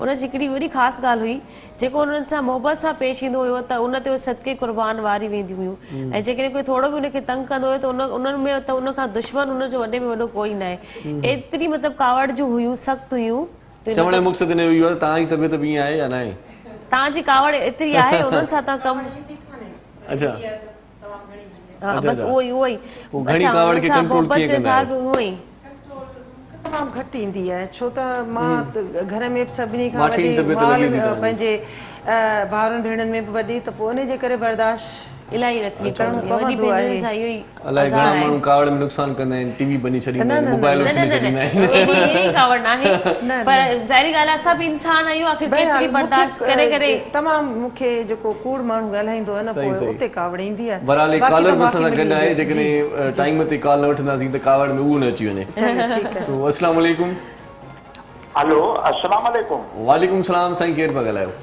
साईं मुश्ताक मेमण छॾे वञण जी ॻाल्हि न कर बता तोखां अॻे ई मुंहिंजो साहु वञे साईं वाह वाह मुश्ताक मेमण साहिब सॼो ख़ूबसूरत शाइर अनवर हुसैन विस्तरे साहिब ॾाढो ख़ूबसूरत कलाम बल्कि इलाही कलाम उन ॻाया अथई हिकिड़ो कलाम इहो बि आहे छॾे वञण जी ॻाल्हि न कर मता तोखां अॻे ई मुंहिंजो साहु वञे मेमण साहिब ख़ुशि आहियो तबियत ठीकु आहे ख़ैर मज़े में सर शुक्र आहे मुंहिंजा घणा ॾींहं थी विया आहिनि तव्हांजे ख़िदमत में सलाम कोन कयो आहे साईं असांजी नंढड़ी भेण सतस अरे आई आहे त उनखे बि वेलकम कोन चयो आहे अच्छा अच्छा माशाअल्लाह थैंक यू सो मच वॾी महिरबानी वेलकम पुट वेलकम थैंक यू ऐं असांजे आयल महिमाननि खे बि वेलकम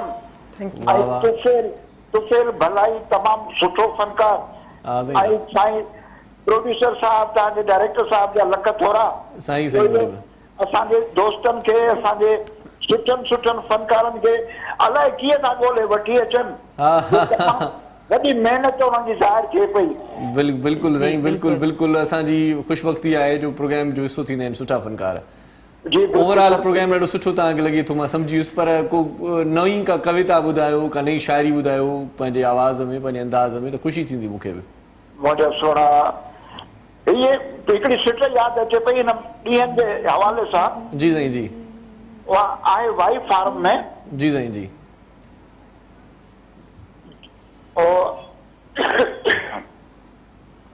मिंटू मेरू करी या मिंटू करी मेड़ू करी या मिंटू करी जी हिकु न मञंदो साए हिते अलाड़े रहण न ॾींदो साए वाह अजरत पटका टोपियूं पाए मुंग डरींदो साए हिते मां रहण न ॾींदो साए सही सही अॻिते वरी कोठा तव्हांखे वरी ॿिए नमूने कोशिशि कंदुमि त इहो तव्हां वटि कंहिं सिंगर जी आवाज़ में पेश करायां। साईं बस धुन बि उहा सभु साॻी माना तरतीब ॾिनल बाक़ाइदा जिन छॾई या भूत छॾई मां न छॾींदो साईं सेम उन पैरामीटर में लिखियल आहे। उस्ताद रहियो जी साईं साईं राशिद मोराई साहब मुंहिंजो उस्ताद रहियो। अच्छा माशाल्लाह माशाल्लाह। ऐं उन खां मुतासिर थियण त ज़ाहिर आहे त शागिर्द खे फेज़ आहे हुनजो। सही सही सही सही सही सही सही था चओ साईं सही था चओ ॾाढो सुठो वॾी महिरबानी ईअं ई कॉल कजो असांजे प्रोग्राम में लम्हा थोरा घटि आहिनि तव्हांजी कॉल आख़िर में लॻी आहे पर जेकी बि साहतूं तव्हां सां ॻाल्हाइण जूं मिलियूं ॾाढियूं सुठियूं मिलियूं। आख़िर में को मैसेज ॾियणु चाहींदो अदी रोशन तव्हां? मैसेज मां इहो अॼुकल्ह जे हवाले सां जेके असां वटि शयूं थियनि पियूं मां वालदेन खे इहो चवणु थी चाहियां त महिरबानी करे पंहिंजे ॿारनि जूं शादियूं जल्दी कराइनि न्याणी जी हुजे या छोकिरनि जी। अॻे त असांखे न्याणियुनि जी हूंदी त भई जल्दी पर हाणे मां चवां थी जेके असां त ॿारनि जी शादियूं जल्दी करायो ऐं रुॻी नौकिरियुनि ऐं पढ़ाई जे चकर में पंहिंजे ॿारनि जी ज़िंदगियूं तबाह न करियो छो त उहे थोरा हेठि लही था वञनि त पोइ उन्हनि खे अॻिते पंहिंजे रस्ते ते वठी अचण लाइ वॾी महिनत करणी थी पवे ऐं मुआशिरे में बि उन्हनि जो नालो सही कोन थो। ऐं तंहिंजे करे अॼोको मुंहिंजो इहो मैसेज आहे माइटनि खे त महिरबानी करे ॿारनि जेतिरो जल्दी थी सघे बचनि शादियूं कराए छॾियो त घणनि मसइलनि खां बची पवंदा। डॉक्टर साहब आप कुछ कहना चाहेंगे आखिर में कोई मैसेज आपका है? बिल्कुल मैं तमाम अपने अहले वतन को यही कहूँगा कि अपना बहुत ख्याल रखें सेहत के मामला तक ख़ास तौर पे अच्छा खाएं कम खाएं लेकिन अच्छा खाएं और सेहतमंद रहने की कोशिश करें। सही। और जो अल्लाह पाक के जो तरीक़ेकार उन्होंने बताए हैं जो नबी करीम सल्लल्लाहु अलैहि वसल्लम की सुन्नतें उन पे अमल उनको अडॉप्ट करें ताकि हम सेहतमंद रहें। सही तो फिर सही तव्हांजो मैसेज त कलाम में हूंदो कंहिंजो कलाम ॿुधाईंदो आख़िर में भला? मुआशिरे में ॾिसो पिया मां पाण त केतिरा तबरी थी चुकी आहे मतिलबु हिकिड़ी बाहि वकोड़े वई आहे सा कुझु लफ़्ज़ आहिनि अव्हां जी शाइरीअ सां बाहि खे विसाईंदुसि। वाह वाह वाह कोई फरमान साईं हुन असांजी शाइरीअ सां साम्हूं इहा वॾी ॻाल्हि आहे भला वॾी महिरबानी तव्हांजी आख़िर में तव्हां कलाम ॿुधंदासीं दुआ आहे हिकिड़ी पर तव्हांजे लाइ वरी माशिर जे लाइ दुआ आहे मुंहिंजी शाइरी में तुफ़िल भलाई साहिब जो आवाज़ तव्हांखे ज़रूरु ॿुधायूं था पर स्टाइल मोहरम साहिब जी मौसीक़ी आहे मज़ो ई मज़ो हुजे पर स्टाइल जो सेंट्रल मार्केट में मौजूदु आहे ॾाढो सुठो शादियुनि जी सीज़न आहे ऐं वेडिंग जा जेके आहिनि से मामला मरहला पंहिंजे उरूज ते आहिनि त उन सीज़न खे मद्देनज़र रखी करे ॾाढा ख़ूबसूरत ख़ुशाब अची विया आहिनि सकाफ़ती ॾियारो बि अचे पियो कल्चरल वीक बाक़ाइदा पाण मल्हाईंदासीं तरतीब सां सो स्टाइल जी तारीफ़ ऑर्गेनाइजेशन करे छॾी आहे तव्हां ॾिसो पिया हिते ख़ूबसूरत ख़ूबसूरत हिन जी सिलेक्शन पई आहे खूसा आहिनि उनजे मथां कढ़ाई थियल आहे मां सम्झां थी हथ जी कढ़ाई बि आहे हिन जे मथां मशीन जी कढ़ाई बि आहे कुझु स्टोन बि लॻल आहिनि कुझु जेके शूज़ ते कुझु उन ज़री जो कमु थियल आहे इलाही ज़बरदस्त इलाही बारीकी जो हिते कमु आहे तव्हां ॾिसो था पर्स बि आहिनि कवच बि आहिनि रेड एंड ब्लैक कलर बि पियो आहे येलो कलर हिते बिल्कुलु ई कस्टर्डी येलो कलर आहे इलाही अट्रैक्शन कंदो आहे येलो कलर वाहिद अहिड़ो कलर आहे परे खां ई तव्हांखे नज़र ई अची वेंदो आहे जॾहिं असां रोड ते हूंदा आहियूं खोड़ सारी गाॾी जे विच में अलॻि हिकिड़ी पीली टैक्सी जेकी अलॻि असांखे नज़र ईंदी आहे त हिते बि उहो ई चकर आहे त खोड़ सारी चपलनि में येलो कलर जो जेको हिकिड़ो सेट आहे उनजी पंहिंजी हिकिड़ी रौनक पंहिंजी हिकिड़ी ज़बरदस्त कलेक्शन लॻी पई आहे सभई सुठा सैंडल आहिनि सभिनी कलर जी बिल्कुलु 50 शहरनि में हिननि जा 170 हिन जी ब्रांच आहिनि ऐं तव्हां इज़ीली कहिड़ी बि जॻह ते वञी तव्हां इन पंहिंजी फेवरेट चप्पल पंहिंजी फेवरेट खूसा थी विया या पंहिंजा शूज़ आहिनि बेबी शूज़ आहिनि तव्हां ऑनलाइन शॉपिंग बि करे सघो था हिन जे स्टाइलो जी तव्हां हिन जी कॉल कयो ऐं तव्हांखे घर वेठे पंहिंजी पसंदि जी चप्पल शूज़ पंपी ॿारनि जी कलेक्शन बि तव्हांखे इज़ीली मिली वेंदी। अॼोको प्रोग्राम हिते पूरो थिए थो हयाती बख़ैर सुभाणे वरी तव्हांजी ख़िदमत में हाज़िर थींदासीं आख़िर में वेंदे वेंदे तुफ़िल भलाई जी आवाज़ मुंहिंजी शाइरी तव्हांखे ॿुधण जे लाइ मिलंदी तव्हां बर्दाश्त कजो मां कंदसि बिल्कुलु सो मोकिलायो भला बिल्कुलु नाज़रीन हाणे असांजे प्रोग्राम जो वक़्तु पंहिंजी पुॼाणी ते पहुची वियो इंशाल्लाह सुभाणे तव्हांजी ख़िदमत में वरी हाज़िर हूंदासीं तेसिताईं पंहिंजी होस्ट सदब भुट्टो इरशाद जागीरानी बि तव्हां खां मोकिलाए थो इजाज़त ॾींदा जी लतीफ़ जी मिठी ॿोली सदाईं गॾु जी साईं।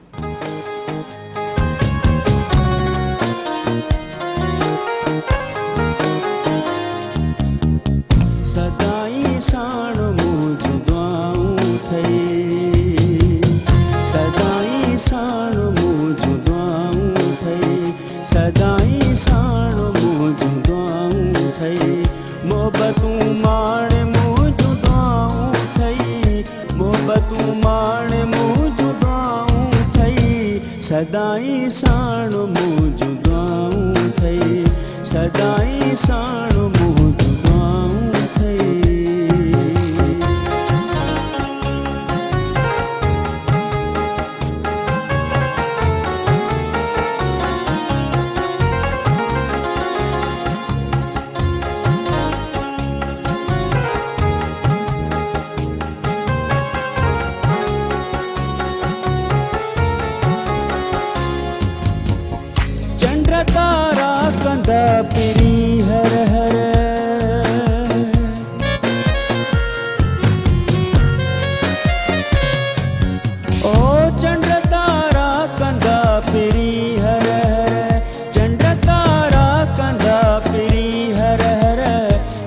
जयकारा कंदा फिरी हर हर तुंहिंजी वाखाण मुंहिंजूं दुआऊं अथई तुंहिंजी वाखाण मुंहिंजूं दुआऊं अथई मोहबतूं माण मुंहिंजूं दुआऊं अथई मोहबतूं माण मुंहिंजूं दुआऊं अथई सदाईं साण मुंहिंजूं दुआऊं अथई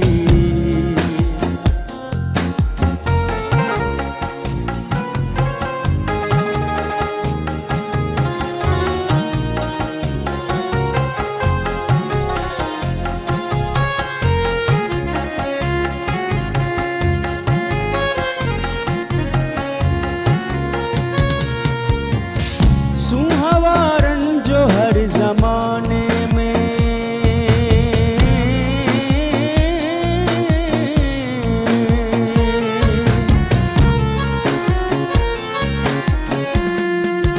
ओ सुहावारन जो हर जमाने में सुहावारन जो हर जमाने में सुहावारन जो हर जमाने में हूंदे अॻवाण मुंहिंजूं दुआऊं अथई हूंदे अॻवाण मुंहिंजूं दुआऊं अथई मोहबतूं माण मुंहिंजूं दुआऊं अथई मोहबतूं माण मुंहिंजूं दुआऊं अथई सदाईं साण मुंहिंजूं दुआऊं अथई सदाईं साण मुंहिंजूं दुआऊं अथई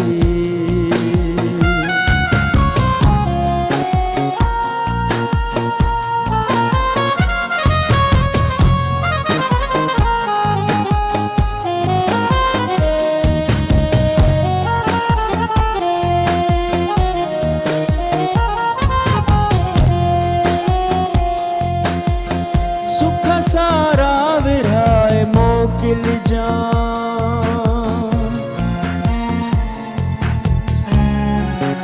ओ सुख सारा विरहाए मोकिल जा सुख सारा विरहाए मोकिल जा दुख मूं काण मुंहिंजूं दुआऊं अथई दुख मूं काण मुंहिंजूं दुआऊं अथई मोहबतूं माण मुंहिंजूं दुआऊं अथई मोहबतूं माण मुंहिंजूं दुआऊं अथई सदाईं साण मुंहिंजूं दुआऊं अथई सदाईं साण मुंहिंजूं दुआऊं अथई सदाईं साण मुंहिंजूं दुआऊं अथई